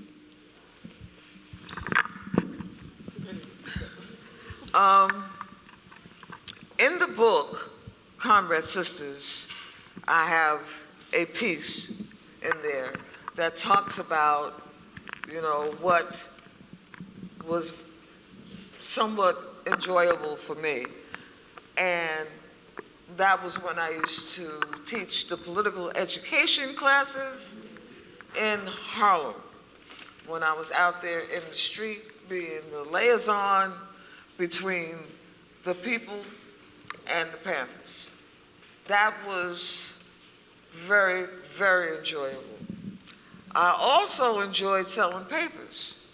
I mean, even though it was a chore, because they wanted us to sell at least 100 papers a day, but you got to meet so many different types of people. They have a still picture of me in Port Authority selling papers. It was in the movie, Stanley Nelson's movie about the Panthers. But that was pretty good too. The gunfire, worried about being shot at, worried about getting the office being vamped on. That was scary. But it was something that we had to live with because that was what was happening in that time. We had to learn how to protect each other in the Panther houses, which meant that we had to learn how to be able to use weapons. That was kind of fun. But, like I said before, Malcolm said, each one teach one, and that's what it was.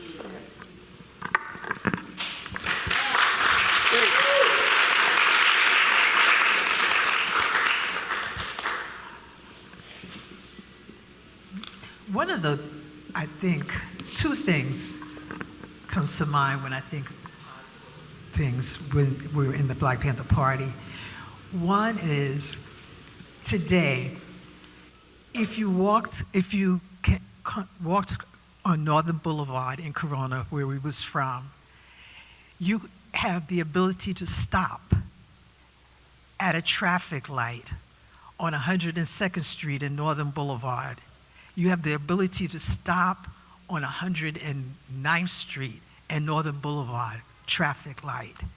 You had the ability to stop on 112th Street and Northern Boulevard, traffic lights. Those traffic lights are there because of the Black Panther Party. We went into the streets because people were getting killed on Northern Boulevard as they came through. They treated it like the freeway, and people were being killed. The other thing that is Langston Hughes Library and Community Center. Black Panther Party was a part of the first Library Action Committee that established Langston Hughes Library, and it's there today. So those are two positive things. And another memorable occasion for me was we went up to Albany with the people in the community to support the schools and everything, but we was a part of the community. We didn't do it as Black Panthers, we did it as the community people with the suggestion of what the people in our community needed. So those are memorable occasions. And now one more I have to point out. A couple of years ago, Claudia and I and Bunny, we was on a panel for the library talking about Langston Hughes, talking about our experience in the Black Panther Party. And a woman came over to me at the end and she said, I remember the surveys that the party used to do. And at one of the surveys, we was going around the community and we asked people to test their children for lead poisoning. And she said that she originally didn't do it because we were Panthers, but then she decided to do it. and one of her children was affected. And she said she will never forget that experience. But this was like 20, 25, 30 years later, she's telling me the story about what the party meant to her. And that's been the most rewarding thing for me, is to know that the people appreciated the party and the people protected us, and that's what's important. That was important.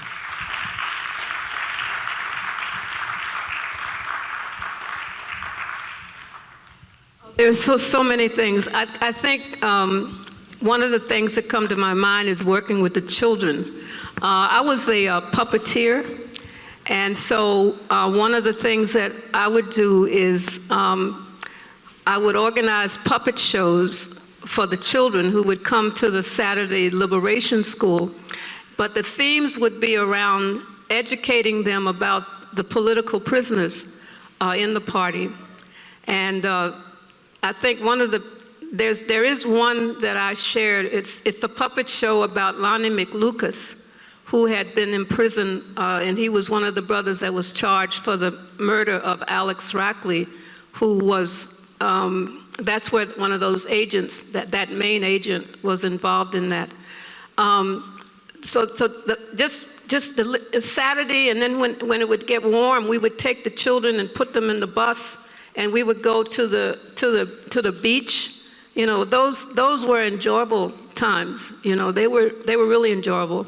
And also when we opened up the flagship medical center, which has been written about, that's been documented by a sister who was at Columbia at the time, is about Black Panther Party's medical programs. So that was something memorable that I remember. And then, of course, I was a lieutenant of information. I was a lieutenant of information, and just being able to go out in the community and get stories and then submit those stories, and those stories would be published, and then folk would go out into the community, and the community would see that we cared about them, to have what was happening to them was important enough to be put in the press. You know, that was very important. And lastly, I think we saw the rise of fascism back then, right? And we had a conference that was pulled together in DC to take up the issue of fascism. And being a part of those organizing efforts, I remember and reflect back now how we were able to do that. And then I guess the last thing would be just coming together since then with our sisters. We had, and if I might say this, we had a retreat when Tupac was murdered, and we came together with Afeni and Kathleen and Pam and Janet Cyril. These are sisters who are no longer, some of the sisters are no longer with us. And we actually had a healing circle. And we subsequently have met several times since then. And so we bring those memories into those experiences now, because we're still healing. We're still healing. And, you know, we're much more sophisticated, and we're older, and we can put things into another perspective. But I think that's important. I mean, last year, Yasmin and I were on a book tour here in with the school district of New York, taking the Comrade Sisters into the prisons, into the classrooms, you know, and so we're still doing that kind of work, and so that's memorable. But it takes questions like yours to jar our memories, because we were doing this because it was the normal thing to do, you know, and we were not thinking about it in terms that for glorification purposes or anything like that. It was just the natural way that we lived 24/7, you know.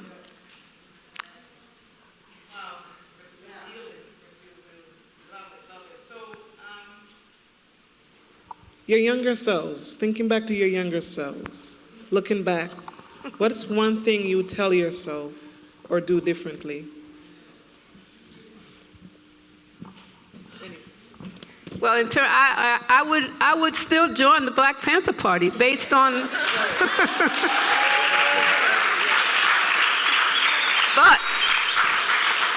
But I would be going into it with more information and you know, with more sense of, and I'm saying now, see, that's the other thing. Don't get me started talking. But this is important because a lot of young people want to start a Black Panther Party, right? But the conditions have shifted and changed. We still need organization. We still need groups. But we were the Black Panther Party. You can't have another one, you know. That's ours. We claim that. But you can learn and you can build on what we did and apply it to 2025. Because there's a lot of things that we did that were not good. And we're not even talking about half of it here. But there's a lot that the young people can learn from us, you know.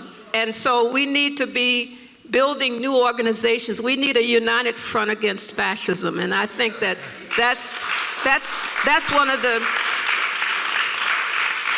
if I could go back to when I started, that's what I would want to help to build today.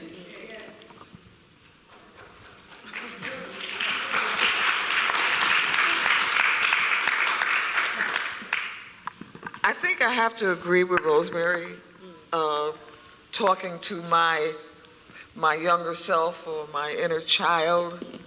I would have still joined the Black Panther Party.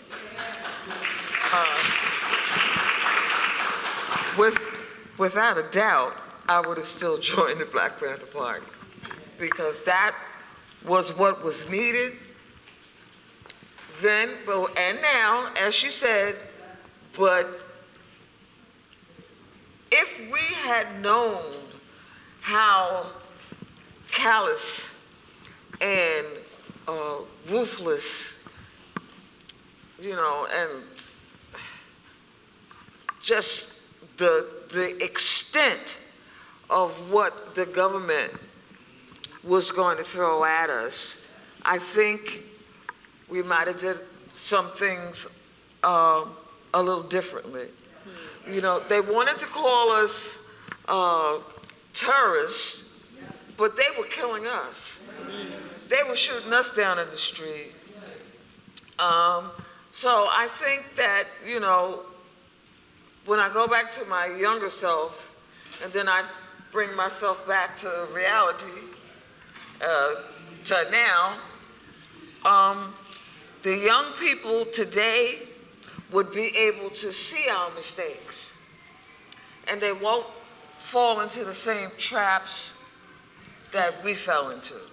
So yeah, I think, as Rosemary talked about, the United Front Against Fascism would be the thing to do for right now.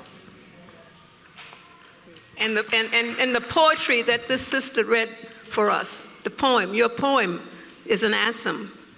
Thank you.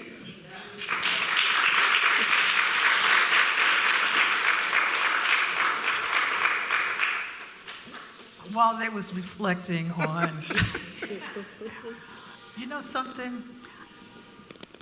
I don't think that I would change anything about my younger self, except one, I would say one thing, to be more aware of, because when we was in the party, we thought we were gonna die any minute, but we really didn't think about anything. But we were just being young people, like young people at every age. You never think you're going to die, but we did, which was unnatural for that time. We thought we were going to die. Young people never think they're going to die. That's why they have so many accidents, you know, and get killed, because they never think about death. So if my younger self, I probably would not want to think about death as much as we did. Wow, thank you, thank you. Give it up, give it up. Were there other similar organizing groups or cadre of women that influenced you all at the time that you actually engaged with or allowed to engage with? Well, I was on the detail. I was always on the fundraising detail with women, white radical feminists. That was one of my tasks for fundraising events.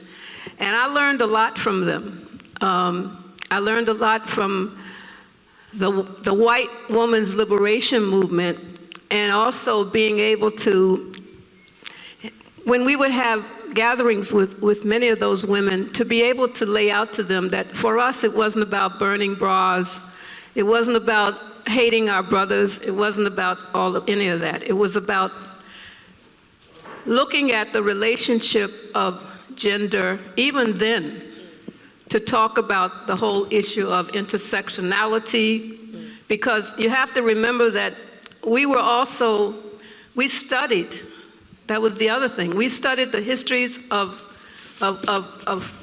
liberation movements, and even studied the works of, in some places, I said it was uneven. We even studied the history of women who had been in SNCC, and there's one sister in particular, Sister Fran Beal, who wrote a piece called Triple Jeopardy. And I know I use that sometimes in the educationals. So the thing about it is, you learn from your engagement outside of the party in whatever task that you were assigned. And for me, I have to admit, I learned a lot from white feminists, and to be able to be critical, but yet to have a sisterhood. There was a book called Sisterhood is Powerful, I think it was. It was like a manual.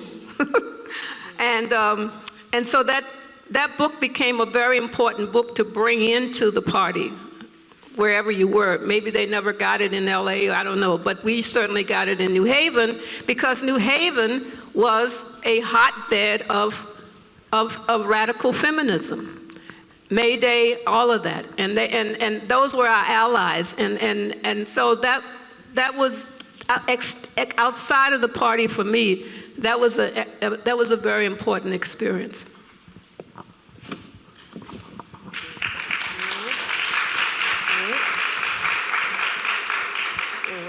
Thank you. So like 2 or 3 more questions, then we get to the Q&A. Our dear Safia Bukhari, I came to know of her through finding her excerpt on resolving conflicts and contradictions, and I found it to be very moving, especially while dealing with a situation that informed so much to me about, and just getting to know her and studying her and seeing her as a brave and phenomenal woman who has so much of my respect, and I'm sure many others. But tell me, what did Safia mean to each and every one of you till this day? What does she? Well, when I left the Corona branch in Queens to come to Harlem, it was because the Panther 21 had just been incarcerated, and they needed to keep the office open. So people were sent outside of their area to do so. I lived in what was called a Panther Pad. It was on 153rd Street. And that's where I met Safia, who lived in the same house. But at that time, she wasn't Safia yet. She was Bernice Jones. So we had a lot going on back and forth because we were in the confines of the same house. We didn't sell papers together, or we didn't do a lot of things together, but we were, sleeping in the same house. So we had to talk. We had to exchange ideas. We had to protect each other from the outside forces. So I knew Safia Bukhari. Well, I didn't meet Safia until after during her later years when she helped to. We worked together WBAI radio and also around political prisoners. But I was just, I had heard about her and everything, and I was working with her was just amazing. So that was I was with her near the end of her life, and it was just amazing to know and to work with her and her family. As a matter of fact, a little story, she had been incarcerated in Virginia, and I learned that my aunt, who had been a prison matron, was actually her guard. And we used to chat about that and how my aunt, she got some special privileges. So that kind of connected us also, Small world, somebody said. I got to meet Safia when, with Jericho, the Jericho movement. And in fact, I still have one of the shirts, the t-shirts, when the prison doors open, the real dragon will fly out. Safia created that sweatshirt. She had these little eggs, like Tiffany eggs that she created. So she had a lot of merchandise, and each one of the merchandise had the listing of political prisoners on it. And I still have some of that. But I just want to say one thing. Safia was so involved with the movement. Safia worked herself to death. And the thing that I would like to tell you young people in here, don't do it. Don't do it. Take time to take care of yourself before you can do anything for the people, because the one thing that Safia did was worked herself to death for the movement. And I visit Safia because my mom and Safia, they're at the same cemetery, Frederick Douglass. So every time we go see my mom, we put something on Safia's grave, either a flower, the Black Panther flag. So these are the things that I do for Safia. I wasn't close to Safia. I didn't really know Safia, but I know what she did for the movement and for the people.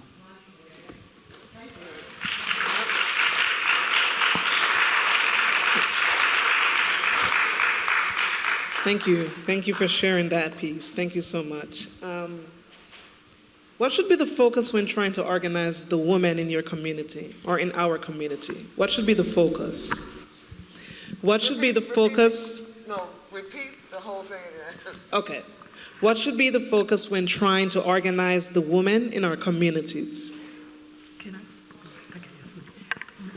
Find out what they need. Go for what they need. Don't go in trying to organize people around your needs. Find out what they need. And it may mean that you need to go with them with something, like a jug of water, if that's what the need is of the community. And that's how you get people to start to organize.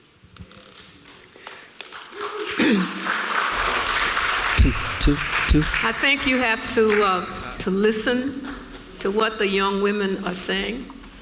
I think I have some of my daughters are here. Could you stand up? At the same time, right? Yeah. All right. I'm learning. That's just 2 out of many. I'm learning so much from them. And organizing tactics and strategies, And so I think mentoring is really important. And for me right now, I see that as a major a major task of mine. And so one of the things that I find myself doing is that finding out how to organize, you have to give them the space. In terms of what we might need. You know, you have to give them the space to be able to make some errors, and you have to listen to them. And you go wherever you can go to organize, you know, wherever you're invited, on the street, in the neighborhood, the block, you know. So there's no area, there's no place that you can't find women and young people, young women who are looking to do something, you know. You may not start out teaching Marxism, Leninism, you know, being all dogmatic and driving them away, but reach them at that level. That's what we mean by each one teach one, you know. And so that's what I'm doing with other women, with other sisters. You know, we can call each other when we need each other, when we don't feel that we can do it by ourselves, you know. We call them, hey, can you go with me here? Can you go with me there? And so, you know, you give up your time. You give up your time.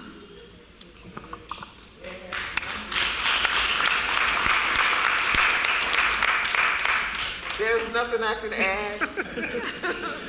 All right, well, thank you. Thank you for that. Our last question, and that is, what can people do to support and free Kamau Sadiki and all political prisoners?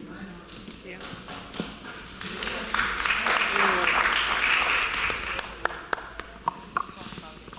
Yeah.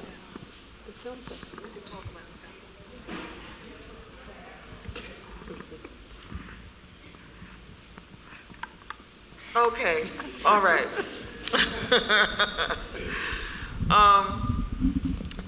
The Commemoration Committee, New York, the last week in September, the first week in October, have the Black Panther Film Festival. We have it up in Harlem on 127th and 7th Avenue.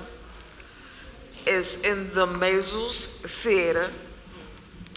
Come out. Come out. What we have been doing for the last 16 years is trying to free the political prisoners. When we started, there was 22 political prisoners. Now there are 4.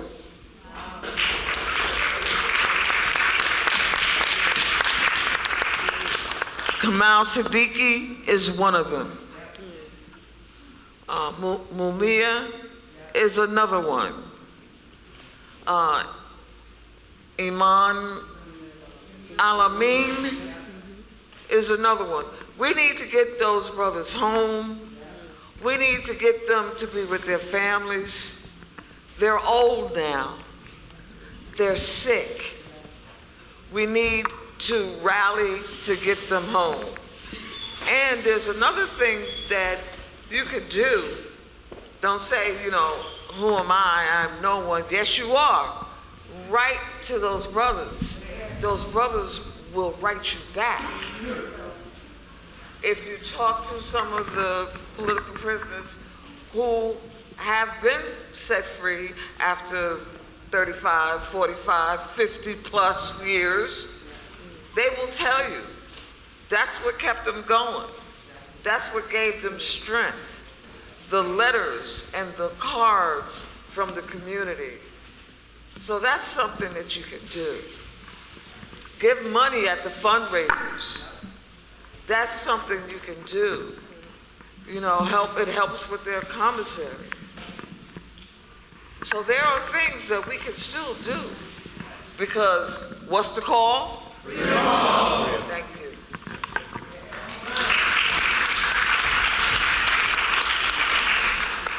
I don't think that I would have anything to add, except that in all of the organizations that we are members of individually, we have to bring this issue to those organizations, because sometimes people really don't know what the definition is of a political prisoner in the United States of America.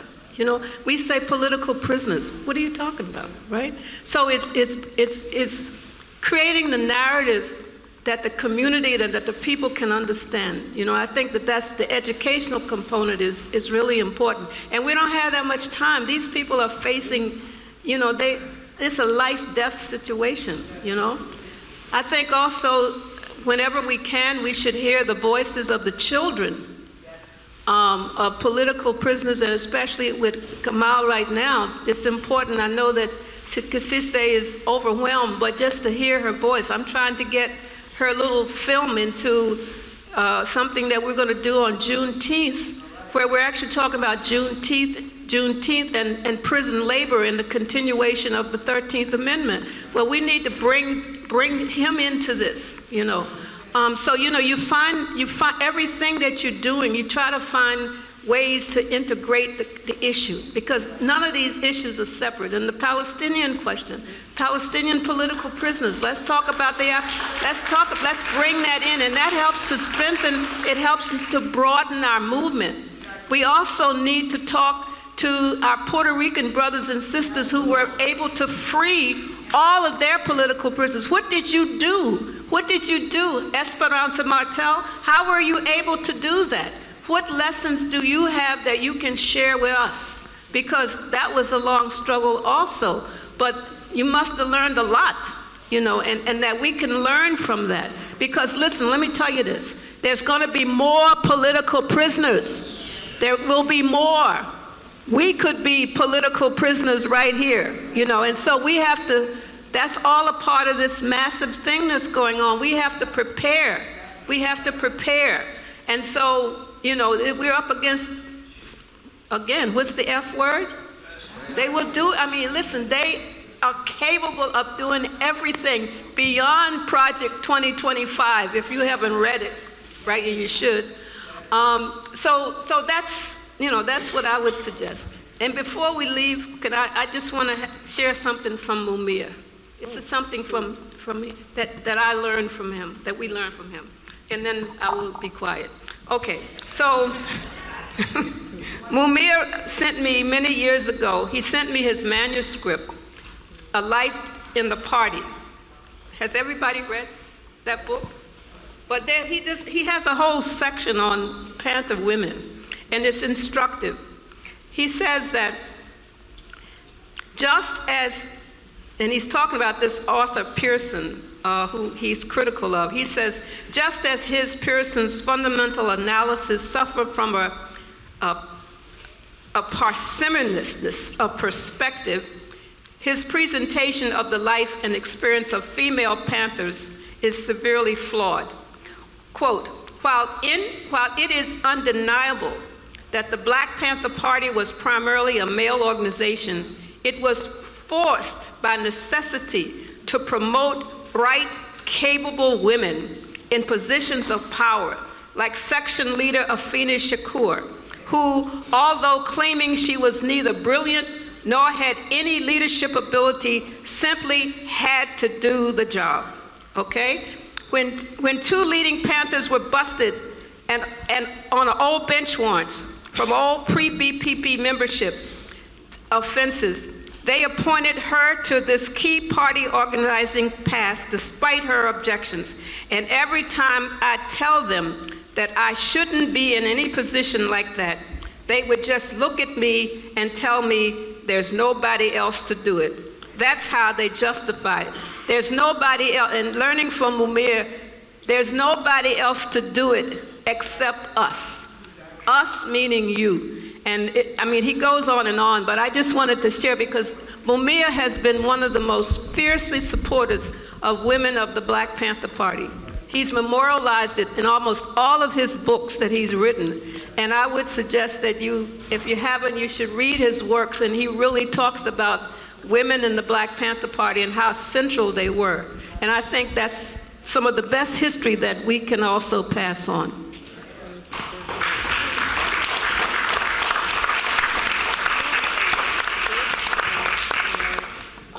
Wow, thank you. Thank you so much for your time and your energy and just giving us what we needed in this moment.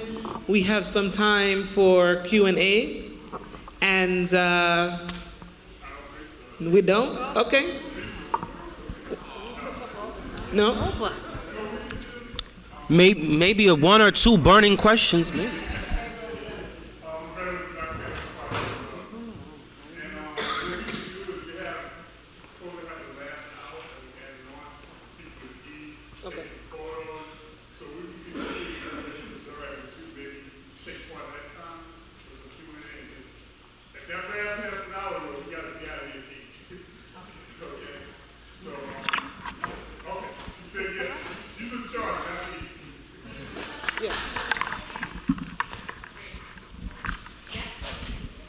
Two questions, okay. Oh, one other thing, when we do break, it'll be your last chance to get a raffle. We're going to do a raffle right after Q&A. And anybody who did not donate, don't see me, I know who you are. Hey, Sam, did you get a raffle? I got enough. All right. So, two quick questions. We just want to make sure it's a question and not a comment. Just questions, please. We have a question in the front. Sister Esperanza. It's not a question, but I need to really hold up Sophia Bukhari, a comrade and a friend who suffered from internalized suppression. And I'm saying this because the trauma that being in these left movements and dealing with the trauma of the state and then our own trauma that we cause to each other. And I was in the founding committee of Jericho. I was on the outreach with Yuri and Sophia. And the thing is, look, one of the major problems of the black left, right, is the sectarianism, is not being open, and you could address this, because you know this better than me, to others. I'm an other. As a Puerto Rican, I'm an other. With 40 years of liberating political prisoners, right? Yuri was there. Yuri recruited me to be on that committee with some other powerful people. But the one who really fought for what you're talking about, the committee to fight repression or fascism, was Safia, in a very, very big way. And, but it was a fight, and there was a lot of sexism, because the outreach committee was basically women, very powerful women. So that's why that big demonstration in Washington happened, and this committee was formed. Now, that's, yes, hold on.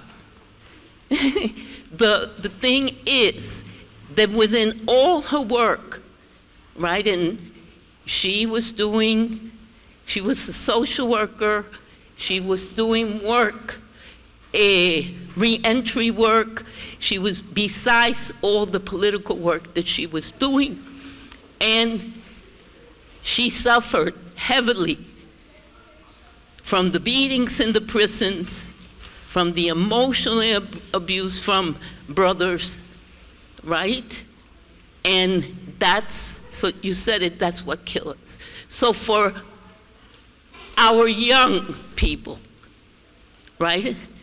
What is the recommendation of how to move forward, given that there's still sexism and there's still haters, and our women are still being sexually abused, and those that stand up in their behalf get then charged with being agents of the state because we called the brothers out. Okay? So, my question.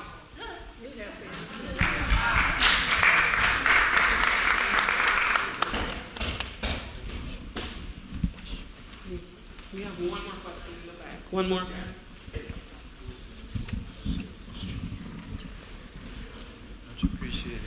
Well, just gratitude to everyone involved.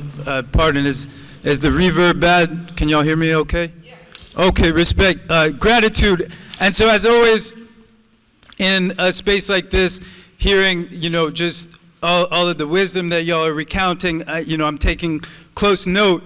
And so movement-wise, we continue to deal with these same struggles that y'all are outlining. And so to build off of the question that was just raised, do y'all have any specific structures, proposals, wisdom, archives, etc., that you could point us toward as regards resisting against, dealing with, and structurally addressing these kind of internecine violence within the movement, particularly of a gendered nature? And as we continue to uplift Sister Bakari, who's so critical in this way, and has pointed towards some of the ways that y'all have dealt with these kinds of conflicts, in terms of the tribunal structures, etc. What could y'all point toward structurally, archivally, for us to build against that kind of violence within the community? Thank you.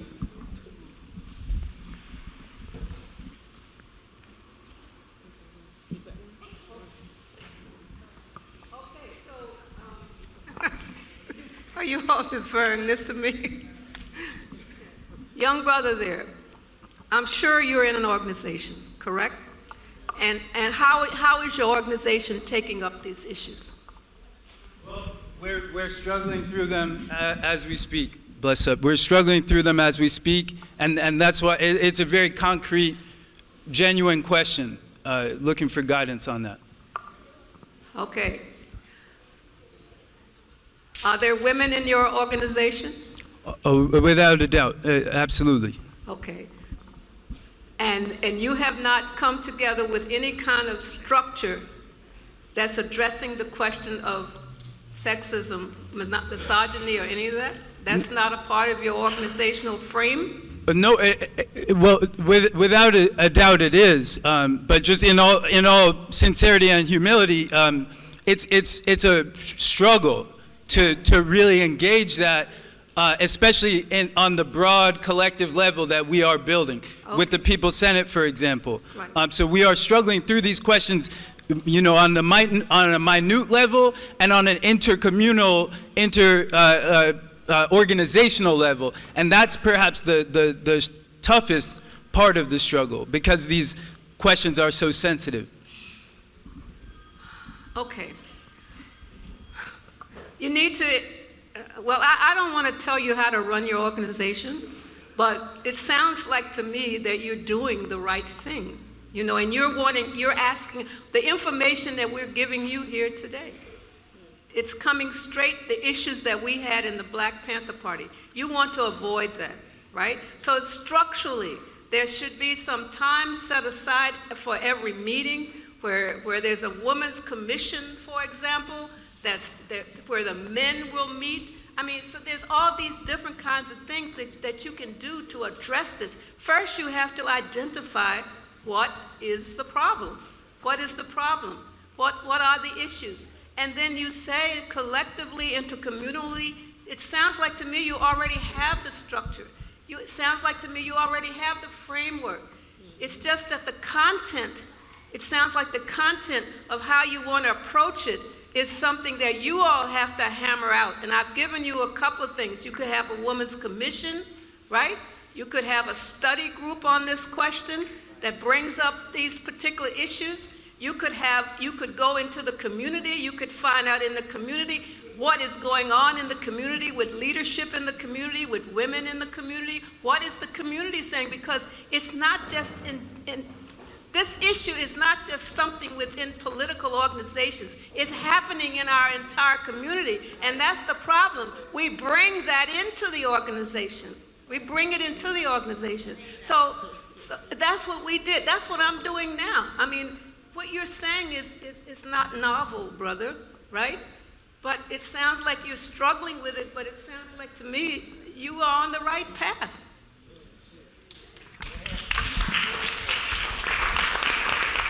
Appreciate it. Did somebody put him up to do this? Is there a spook that sat beside? I'm only kidding. SB, is this? Yeah, that's some of your charge, right? Okay, well, it's affirming what Esperanza has been trying to tell you all along. She's saying talk to me. But thank you for your question. I hear the sincerity, seriously. What was that first one? Just one more question.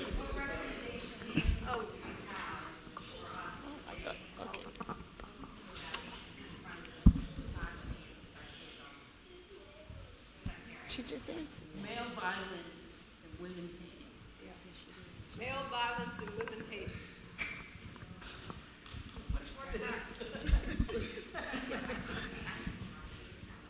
And it has to be addressed, you know? It has to be addressed. And you know what's happening with our LGBTQ sisters? You know? The hatred, even in our own movement, you know? We have to take this up because that was one of the downfalls. That was one of the downfalls of all these organizations historically. You know, and if they're multiracial organizations, it's double duty because you got to deal with the racism that comes with privilege into our organizations, and you have to address it head on, you know, because we just have one more question. What I said in the beginning is you have to come up, like Rosemary's saying, you have to address the issues. You cannot be liberal when it comes to talking about different things. You have to be, it may not be comfortable, but you have to address the issues. That's when I said about backbiting and all that. That's what I was talking about. Exactly. You have to come up front, face to face, and address the issue. We have one I think a lot of the, I'm sorry. It's okay. I think a lot of the issues with the females is because they have a low esteem. So they're looking for love in all the wrong places, just to quote that song. That's good. But, you know, I think the sisters should get together. They should have, find somebody that can teach them self-defense so that they can fight for, because the police ain't gonna help you. You know, we've read stories about women being gunned down in the church as they were getting married. You know, how much violence, you know, my mind can't even conceive that. But if you start to learn how to take care of yourself and protect yourself, then you can learn how to fight back. But the first thing you need to do is learn how to love yourself. And then that's really, that's so critical. That is so fundamental. Because one of my mentees recently asked me if I could go back to 25 or something like that, what would I do? I would be more selective about the men that I met in my life, you know, seriously. Because some of the men that I met in my life, they were totally losers, you know? And even some of the political men, totally losers. I'm telling you, really. But the point is, you think that you have to love yourself as a woman, and you have to know who you are, right? And what is your value? And then you might decide that you don't even need them. Listen. You have to be selective, and you have to determine. That's what self-determination is. We talk about self-determination as if it does not have something to do with us, right? It starts with us. You know, if Sam left me tomorrow, it would be fine, you know? Yeah, you can say that again. Ooh. Because my hasn't life lost does that. not evolve totally around a man, you know? First, it's me, and that does not mean you being individualistic. It means self-preservation, right? So you have to first know who you are and what do you want in your life. And sometimes this thing around sexism has a lot to do with who we as women feel, that we have this need, that we've got to have a brother, we've got to have one, you know? And you may need some time to figure out, young sisters, where you're going and what you want to do. I mean, that may not be the priority. But that's what the system has done. It's made us think that we need to fall into these little categories, and that's for the political women still, as well as our sisters that we work with and do work with in the community. It's love of yourself first, and then step 2, 3, and 4. No, Sam, I'm not going to leave you, okay? We have one last question in the front. Yes. Hi, sister. Hi, how you doing? I wonder, what is your reaction, there's 2 questions, to the Battle of Algiers and the scene where these religious women flirt with the colonizers? That's the first question. Do you think it speaks to hope for our struggles? And secondly, I wonder, what is your reaction to Harriet Tubman in terms of the struggle that you're talking about? And lastly, I want to thank you for your reaction when the California came to New York. And I want to thank you for what you did for Comrade Safia. Thank you, in remembering her resting place. Thank you. But number 1, Battle of Algiers, when they armed up, what do you think? And the warrior sister, Harriet Tubman, how did we get her after so many years of slavery? Thank you. Well, I want to start with Harriet first, because there's a whole lot of folk that we say, no, you stay right there. You know, you stay right there. Because if you try, you can mess up the whole thing. And we've got to be clear about that. Who are our enemies and who needs a little more education and who's not ready? You know, we want to bring as many along as possible, but we also may have to leave a whole lot of people behind. I'm telling you, that's how I feel about that. Regarding the Battle of Algiers, the scene where the women are collaborating with the oppressor. Oh yeah. Well. Pick up those AR-15. Yeah. Yes. Yeah. Right. Right. There may be situations that we will, you know, everybody will have a role and a responsibility, and that's why the necessity of organization is so important. You know, because maybe what is your skill? What's your skill set, and what do you need to learn to come up to par to be able to be in this battle? You know, number 1, we talked about the necessity of loving ourselves. That's key, right? And then there's a sacrifice. You know, what are we willing to sacrifice? But we want to have some fun also. You know? You know, we want to use the culture to engage. You know, yes, we want that. We want that for everybody, but we also need that for ourselves to sustain ourselves as well, you know? So thank you, Sister Betty. That's about all I could contribute to those two issues that you raised.